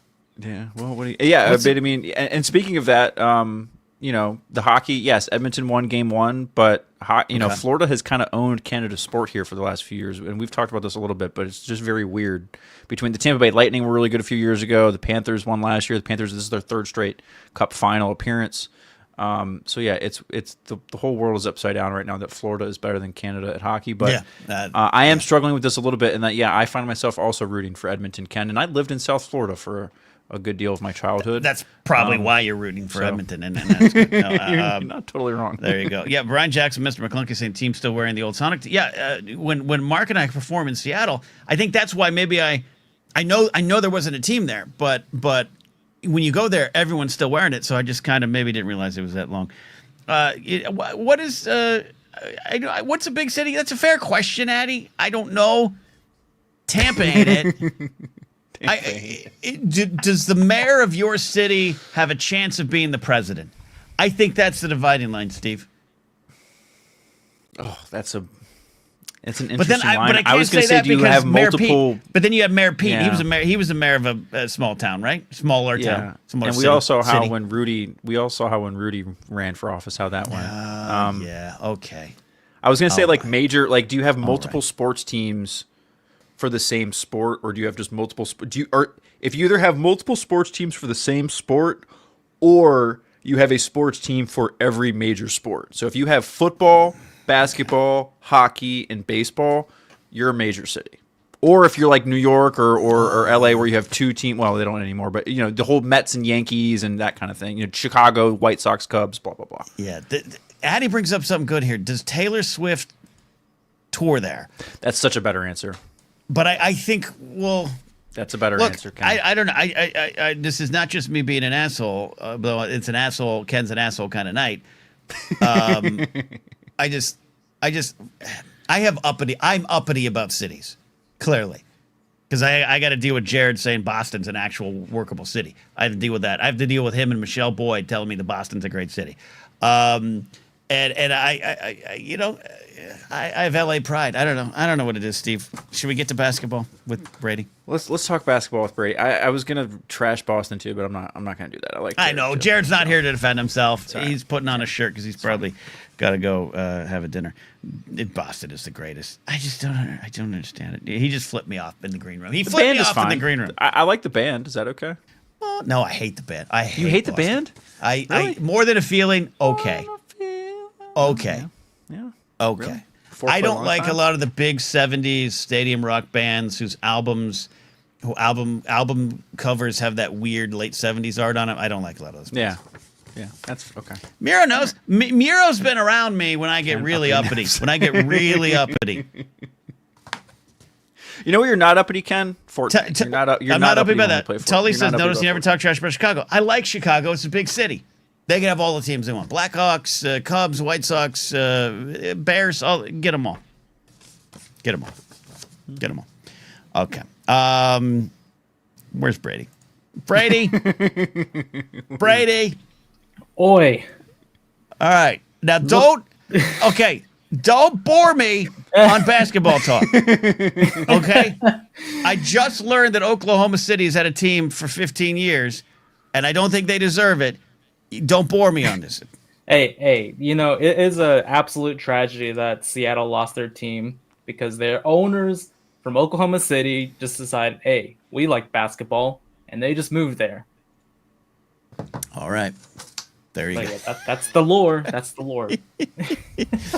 Oh, Jerry's right. That 70s art is called UFOs, Ken.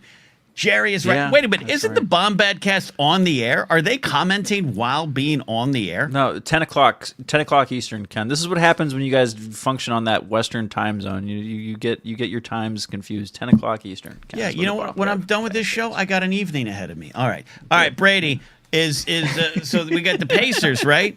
The Pacers versus Pacers. the Thunder. Now, where are the Pacers actually based? Indiana, I know. Indianapolis. They're in Indianapolis? Yeah. We got the Colts.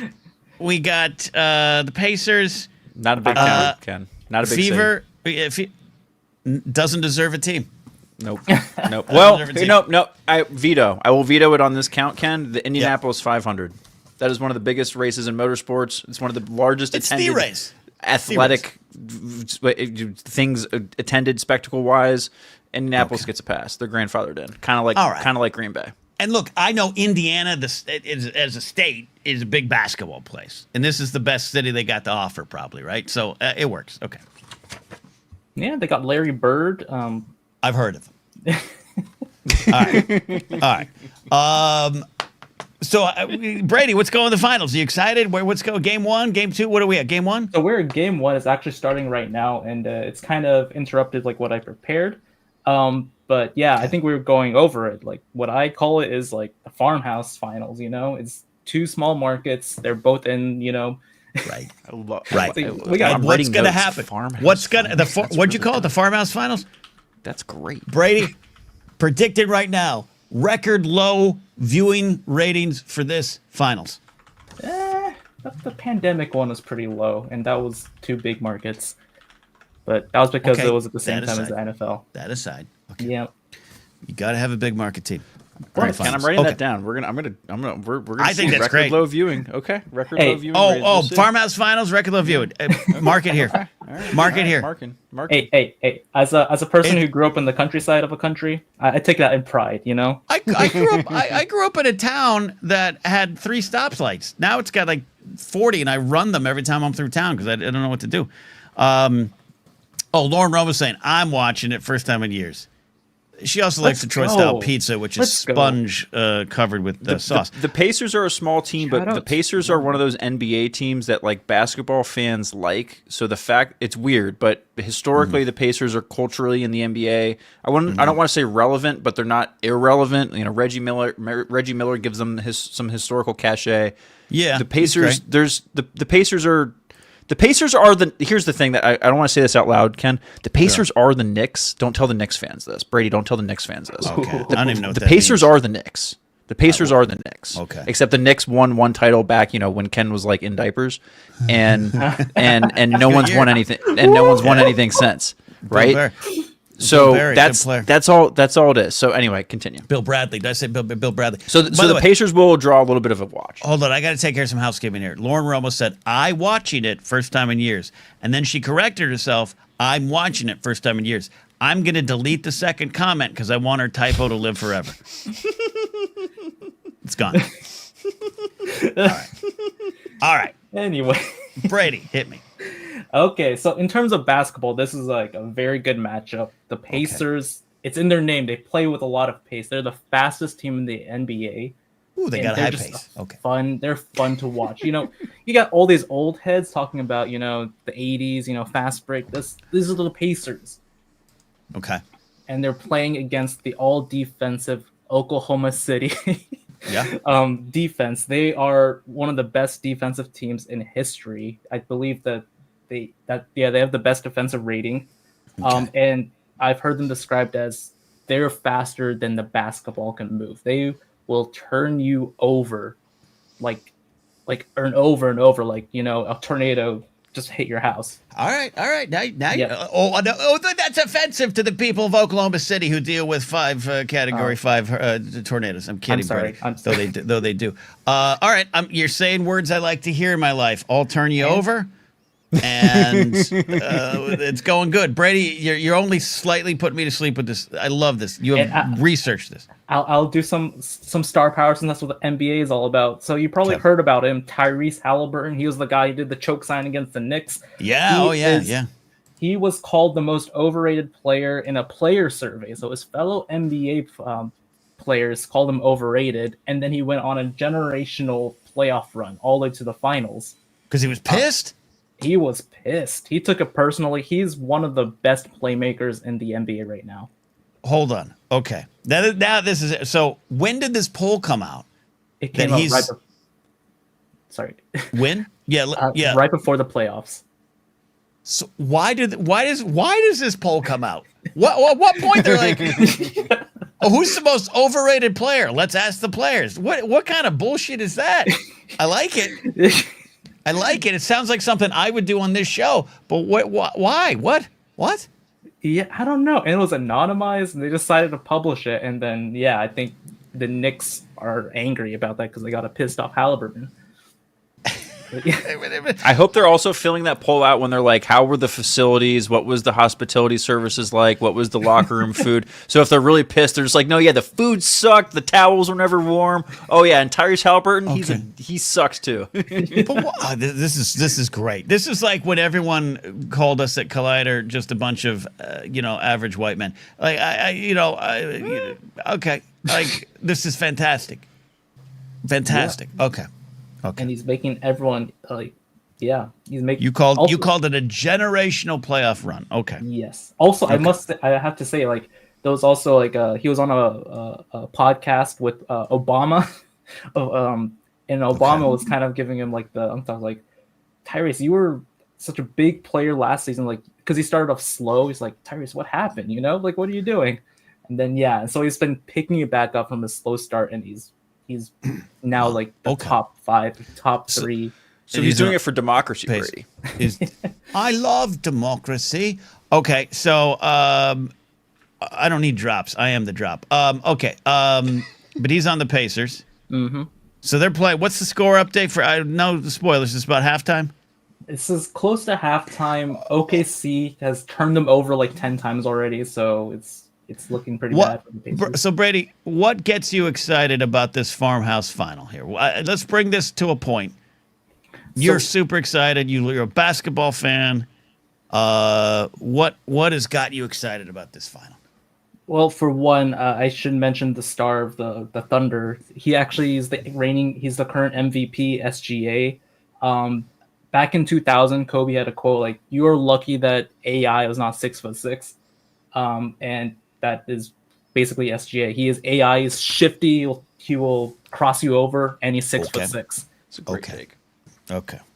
For Oh, And then- basketball it's a good heads, that's a take. great It's- take. That's for it's basketball not- heads. That's a great take. Okay. I actually really like that. Yeah, It's that's not a really dong good. take. Okay. No, that's really good. That's really And good. Okay. also, in terms of like strategy, this is This is basically the future of NBA defense. This is like a novel defensive concepts for basketball, and this is the future of NBA offense. If you watch the Pacers, they will They're do fast-paced. random. They're fast paced, but it's not just fast. They'll do random shit. Like they'll attack your best defender and confuse you, Okay. and then So here's where I'm worried why the ratings are going to be low. If we got two good defensive teams, I know you got a great offensive team, but the future of the NBA defense, who wants defense in the NBA, Brady? hey, all these old heads are talking about how no one plays defense anymore. Maybe that's it.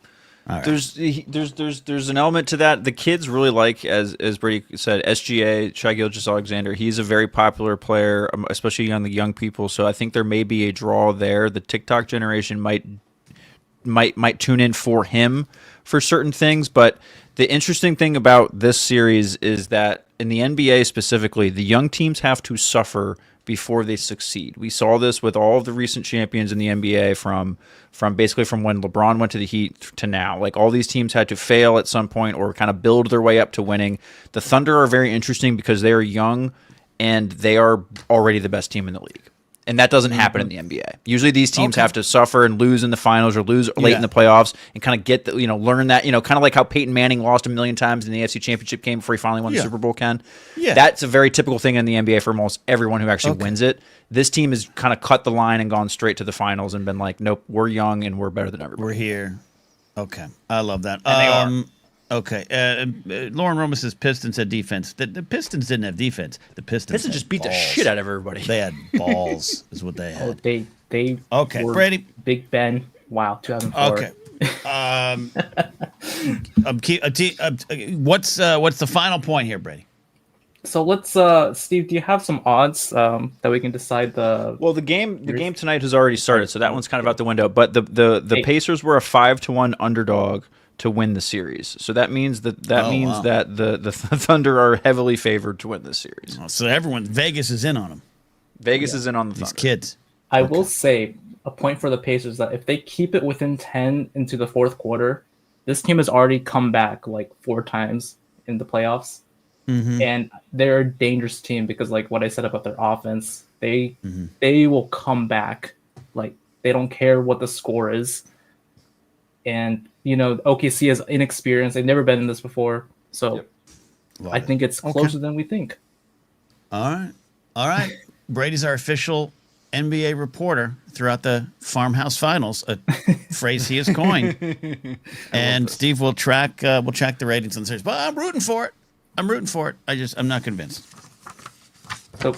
So who will you take in this finals? Me? Who will I take?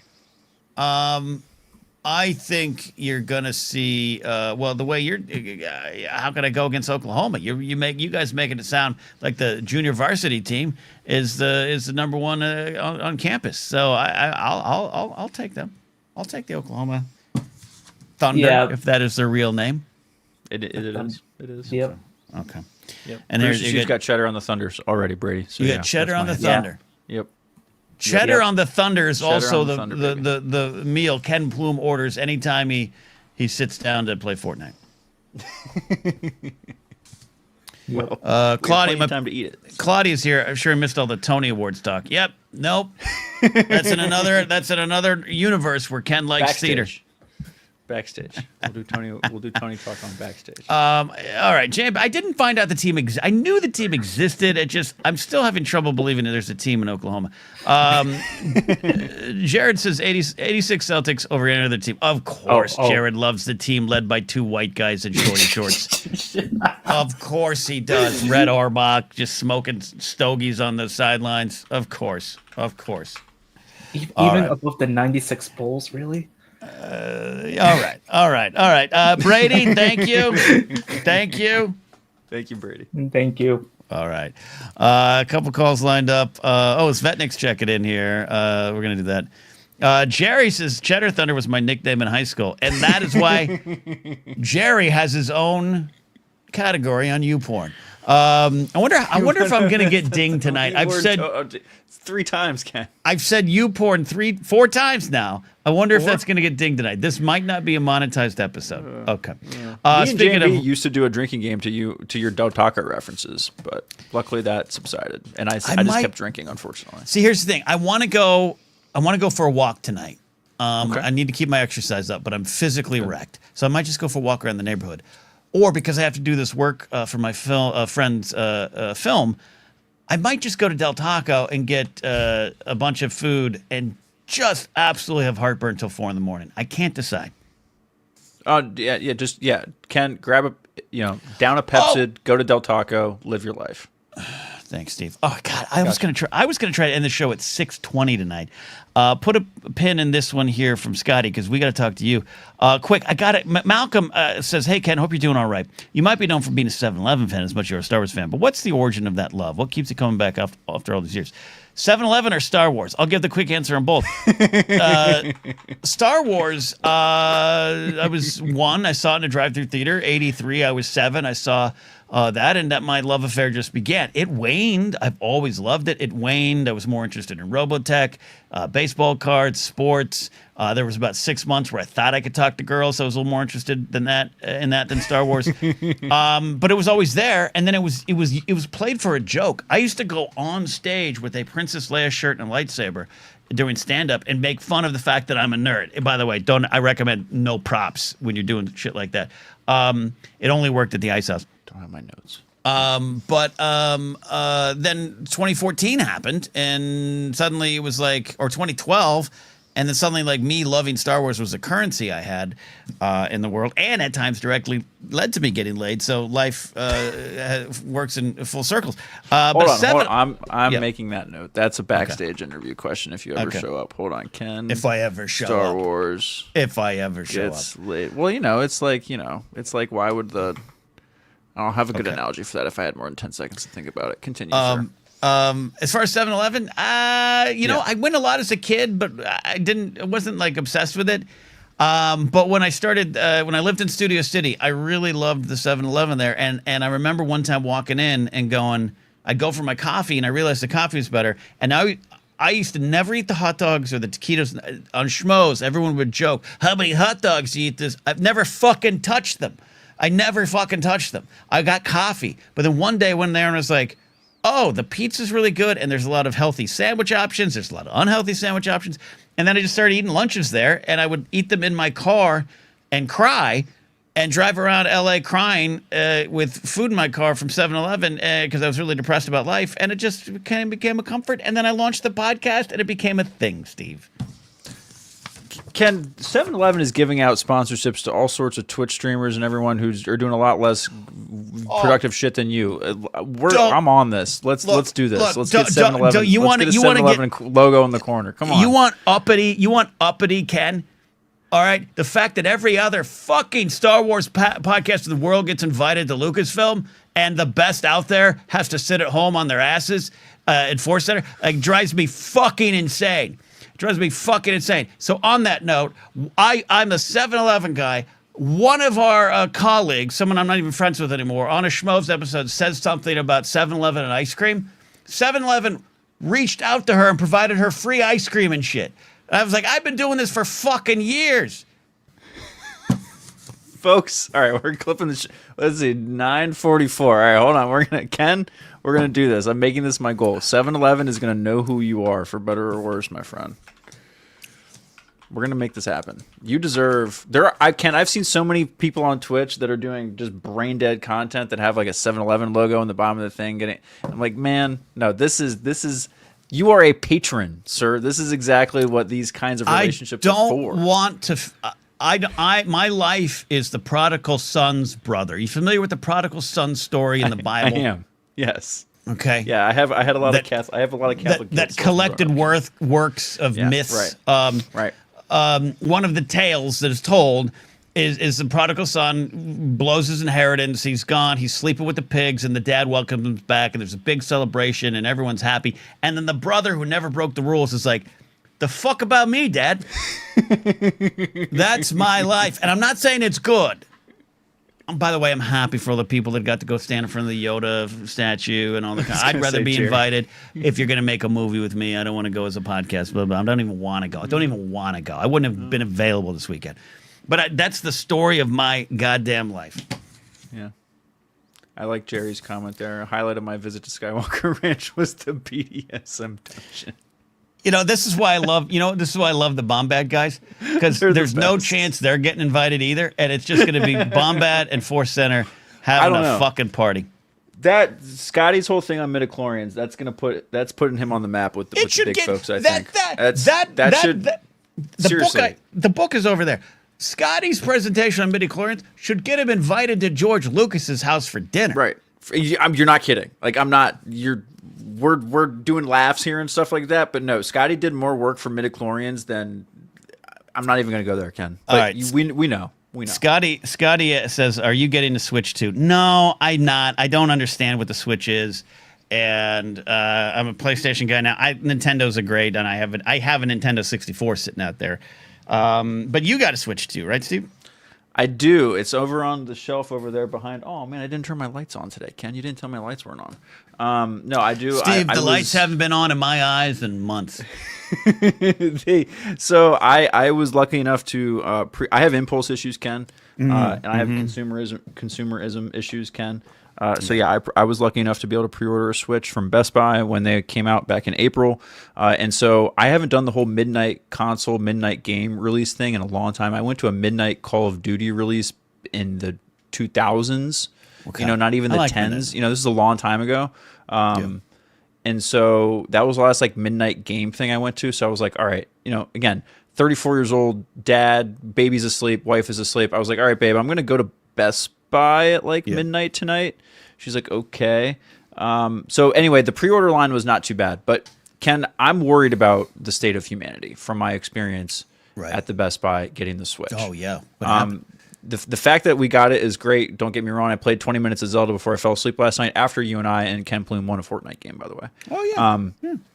But the experience was worrisome. So there was two lines at the Best Buy, Ken. There was a pre-order line for the sane people who got there at midnight knowing they were going to secure the product because they'd already paid for it, right? So we were just waiting to get our thing.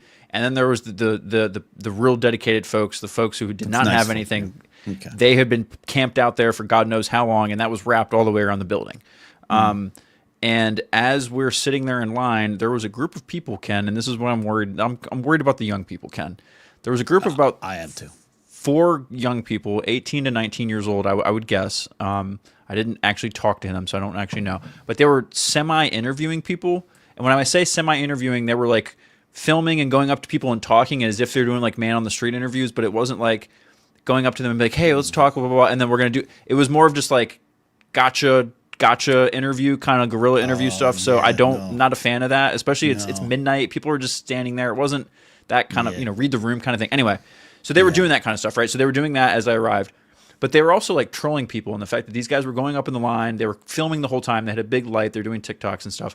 They were taking picture of people's phones of us in the pre-order line, like standing there because we had QR codes for our Switch, like for our order. And so they were like on the camera and they were taking pictures of people's phones and they were talking and acting like, okay, I got that dude's QR code. That's one, talking to the TikTok, like, okay, hey, we got his QR code. That's one more Switch that we're going to be able to get in line and like grab and all that kind of stuff. So they were just like instigating people on the line.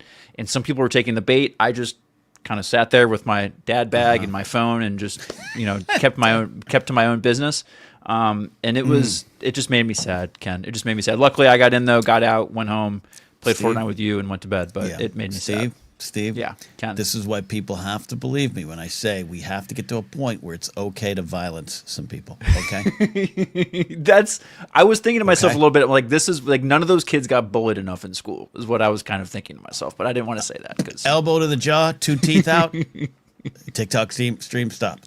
Yeah, because again, this is the amateurization of everything. Where if it's a news agency, they're going to show up. Not only are they going to do the interview, they're going to get goddamn releases. That was my job for a while when we do man on the street stuff, Screen Junkies, Collider. Hey, you got to get the releases of anyone we talk to. You got to take care of it. Like that's what we're losing with everyone having a studio in their hand, which I think is great, and you can get the word out, right? If you're over if you're in Gaza and you want to get the story out, you can. I think that's pretty important. But I think the downside is this, and I think it's time to violence them. I wasn't in a position really to resort to violence in that. You've got a kid. You know, I can't have you in jail. I have stuff to do. Right. I can't have you in jail. The show can't have me in jail. Much like hockey teams, we have to have designated enforcers. See, exactly. But why is it okay in hockey for someone to but it's not okay for me to lay this kid out when he's clearly being more of a dick than, Draisaitl is on the ice to someone. You know what I mean? Like, what are we doing? Trust me. Sorry. Trust me. All right. I'm glad you got your Switch. Okay. Yeah. Yeah. Okay. I played 20 minutes of Zelda. That's about it. I'm a consumer. I'm sorry. All right. Alex C says, I went to Black Friday at Best Buy one time, and around 11:45, they handed out a very limited number of vouchers to people out of line. Instead of the order of their line, there was a wealth. Oh, yeah. Oh, trust me. Oh, no. Trust me. As a director of security who worked about 17 Black Fridays, who saw one night the doors get ripped off the mall, it was never us. Wasn't us, but the stores who just absolutely do not know how to handle that stuff, or what they do with the tennis shoes, the sneaker riots. I've been part of absolute, honest to God, sneaker riots, because what happens is, some whatever, First Step or whatever the hell, Skechers shoe, whatever the place that gets the Jordans, they get shipped 50, Foot Locker, they get shipped 50, and they stash 40 for their employees and friends. And they sell 10, and there's an absolute. I had 4 guards trampled one night. Talk about violence. Anyway, I worked at a Finish Line in high school, and I got myself a pair of Jordans reserved once. It was like, it wasn't a good. Jerry, it was the sneaker riots of 2011, not 85. All right. Jerry, you guys have a show in like 8 minutes. What's going on? Get on air, you over there. All right, all right. And Addie says it's bedtime here. No, poor Addie. Thanks. Okay, Addie. let's get Ethan and Sean on here, and then I've got to go get some Del Taco. Ethan Svetnik, 1138. How are you doing, buddy? Don't worry, you got there. You guys don't realize this entire thing was 75% rum. So. All right. Well, I guess first off, you were wondering about hobbies. Mm-hmm.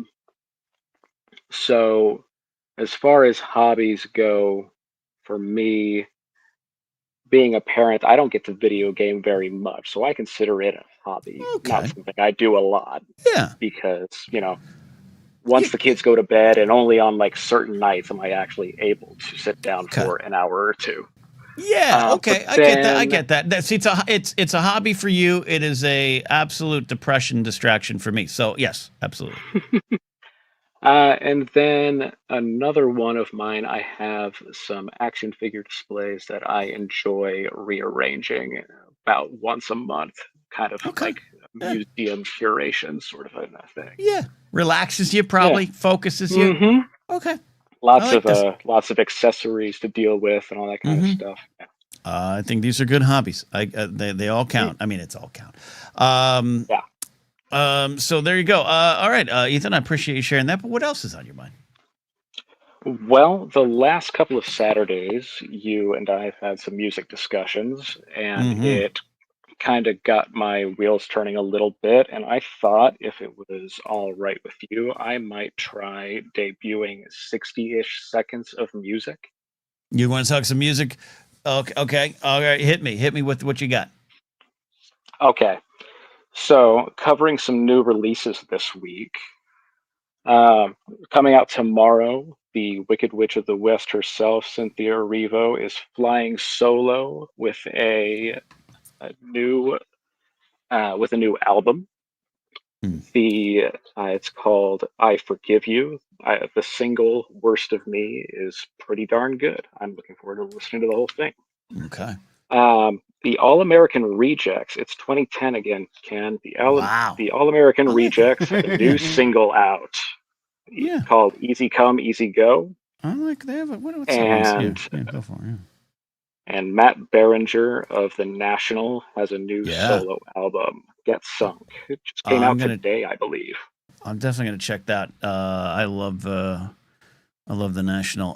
What is the All American? Move Along. I like Move Along. Yeah. By All American Yeah. Rejects. Oh, they were very big for a little while there. Yeah, I like that. Yeah, and then Okay. they've recently been in the news because they have been doing just kind of pop-up shows in college towns. Love it. They were just in Columbia, Missouri, and got shut down by the cops. Hey, there you go. Punk cred right there. Yeah. Love that. And then a mini review here. So Miley Cyrus had a new album out, Something Beautiful. So More to Lose and Easy Lover are standout tracks on the album. But I really feel like everyone should carve out some time if you are interested to listen to the whole thing. It's an experience. There are interludes. There are spoken word interludes. Okay. There are it's a whole thing. Keep your ear out for some amazing saxophone action on More to Lose. 4 out of 5 stars. 4 to 5 stars from Svetnik here. And by the way, Miley Cyrus, another pop star who I think should be in Fortnite. And I'm a fan. I think Flowers is a great song. Her Grammy performance is an all-timer. I'm going to check it out. So other than the interludes, the songs themselves, the tracks themselves, vibe, what is it? Rock, poppy, what do we got? It is a little mix of both, honestly. Okay. Kind of a rock pop thing going on. I love it. Honestly, I think that I may be wrong in this assumption, but I feel like she's somewhat underrated by people. Am I wrong in this? No, I'm a fan of Miley, and it's because I think it's because of her start, the Hannah Montana of it all. So therefore, she's automatically going to be looked down upon. You got to work. You got to work hard to get out of it. There was more drama around her than the music at times, which may have been her fault, may have not have been her fault. You know, like she's a human in relationships and in the center of paparazzi. I think people underestimate how big she was at the beginning, coming out of the Hannah Montana push. And it was also young. And when you see someone who's a woman who's really young and is a kid and then grows up in front of your eyes and then has a little bit of the outbreaks, let me get a little wild or let me get a little sexy, and that we react to that weird, not us, but just as a pop culture country, and what happens is it buries the true talent. Watch her covers. She has a cover out there on YouTube. Yeah, anyone out there, Miley Cyrus, go to YouTube when the show's done. Miley Cyrus, Like a Prayer. It's amazing. It's amazing, and she has one amazing, just some blondie stuff. But it is breathtaking, the performance of that song that she has. Here's the deal. My opinion is that I honestly think she is possibly the most talented of the female artists out there at the moment. Yeah. She may just be. I think she's definitely overrated. I completely agree with you on the covers. I did a bit of a deep dive this last week. She put out a live album a little while back, features some of these covers. It has the Like a Prayer cover on it. Oh, is it on there? I'll have to check that out. Yeah. But she also, on some of her bigger hits, will kind of mash them up with some classic rock kind of stuff. Yeah. Like she did Wrecking Ball with No One Compares to You, and it's amazing. Anyway, I'll have to check that out. I just added Like a Prayer live to my Pop Rockin' Radio bank of songs for future episodes. Svetnik, thank you for checking in on that and keeping us plugged in the music thing. Did you check out The Last Dinner Party yet? Did you have any reaction to that? I did. If there is like you said last time we talked, if there is an inner lesbian, she didn't speak to me. Okay, there you go. All right. It was okay. It didn't hit me, but that's fair. Yeah. That's fair. Still, love. I spent a lot of time in their world. Chaim's got new music out. It's a lot of good music out there. Svetnik, thank you, buddy, for keeping us plugged in. Yep. Have a great rest of your night. All righty, we're almost out of here. Steve, I want to highlight this very generous We got a couple super chats I missed. Jared, DS9. I did I just started a new series. I'm watching Stick. I think it's called Stick. Owen Wilson, Mark Maron, golf comedy, dramedy. Watching that. Not The DS9. first thing you said was no. The first Instagram, No. nope, and then the Nope. then the Addie says thoughts on the new Wicked trailer. I'll tell you in 3 years when I watch it. But Oh, we're on I'm fire. excited. Okay. I'm excited that people got it. And then LQ says, here's something for dessert after Del Taco. LQ, you're always generous, and I really appreciate you.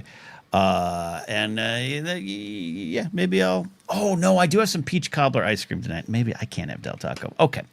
So Addie might have gone to bed already, Ken, but I do have a quick one more update live report. Okay. She shared this for us in the Discord. This is it's showing on the producer cam here. This is the squirrel eating the pizza. Oh, okay. I got to make that bigger next time. So this is here we it's go, okay. here It's we okay. I go. mean, this is the best I could. Oh, there you go. there you go. Great switch. There you go. Good God, job. look at that. Look at Look at that. that. Look at that squirrel just eating that pizza. He looks like me, all curled up and chubby, just devouring that pizza. Love that. And that whoever's taking that picture, I don't know if that's Addie taking that picture, but no fear in that squirrel. Like if that person's there, he's like, I'm eating my pizza. If you're gonna take me out, go for it. I'm eating pizza. Like this is how I want to go. This is how that was what that squirrel's thinking. Tell our recommendations are us trying to bond with you. Yeah, I know. I'll take a lot of your recommendations. Not DS9. Not DS9. Not DS9. I'll watch Mamma Mia before I watch DS9. All right, let's get one final call in here. Our buddy checking in from NYC adjacent. We got Sean. How you doing, buddy? Sean. I'm doing fine. Oh my God, that came in like Darth Vader. Very good. Love it. I don't have skills. I don't have money. I don't have hobbies. But what I do have are a particular set of skills. Skills that I have honed over a lifetime. Skills that make me happy to be here with you idiots. I love you. I love you too. Does this end with me dead? This sounds No, like not at all, man. I'm just having fun. Okay. What's up, buddy? What kind of hobbies you got out there? Is it going to All American Burger and getting a cheeseburger? I don't have any hobbies now. You just have that. I love that. I have movies. That's always been my hobby. That hasn't been brought up tonight yet. A little bit, I think Jared did too. But like, yeah, collecting movies, watching movies. Do you enjoy collecting or going out and seeing and experiencing, or all of the above? All of the above. I love the theater experience. I love coming home and dissecting them on my own. Beautiful. Yeah. On your own? Wait, hold on. So you go and then you ride back on the subway. I imagine you take a subway everywhere, even though you're maybe not in downtown. And then you just start talking to the wall. What do you do here? We gotta get you talking. Well, watch it again. Then when it comes out on DVD, watch it incessantly, and you notice the differences between the director and the writer, the cinematographer, and All right, okay. I love this. how it's made nowadays. I mean, a lot of that I was picking up when I was younger. And now that I'm an old man teaching my kids, I appreciate it a lot more, Well, it's good. No, my friend Owen does this. He has his son, Jack, I think 16, 17 range now. And they go out to the Egyptian theater, the new Bev, and he shares his love of movies, and it's really bonded them. I think that's a great thing. You're doing a great thing. I sacrifice everything. You're too good at that. That's the problem, Sean. You're too good at that. It's wonderfully unnerving, which means I know who I'm calling when I need to get shit done. I'm also reading the chat as I'm watching, so we've got that. We all got that. All right, we're out of here. But Sean, you before you leave need to give me, what you need, and do it. You can do it in your Liam Neeson voice. Get out of here. Perfect. Love it. Thank you, Shawnee. Go get an All-American burger and watch a movie. All the best to you, brother. All right. 2 hours. We've done it, Steve. 2 hours. We crossed it. Thursday usually does. It's a lot of fun. Won't be here Saturday. As I said, got some stuff to go handle, but I do want to announce that on the Patreon page very soon, you will see Hot Burbank Nights 3, my full set from the performance this past Friday night at Flappers. And then I think I might see if I can get permission to release this on YouTube for the public. But it'll be definitely on the Patreon page, and that is the comedy press conference we held after me and Mark Ellis there. So that will be on there this weekend. I exported the file, Steve. I just didn't want to actually upload them today. Yeah, well, one step at a time. That's perfect. Follow Blathering Backstage. Go over, subscribe down to the YouTube channel. Steve will probably have some pop-up live stream where he thinks I won't show up ever. We will have a live stream this weekend, probably Saturday since Ken won't be here. So check it out. There you go, everybody. We'll see you. Bye.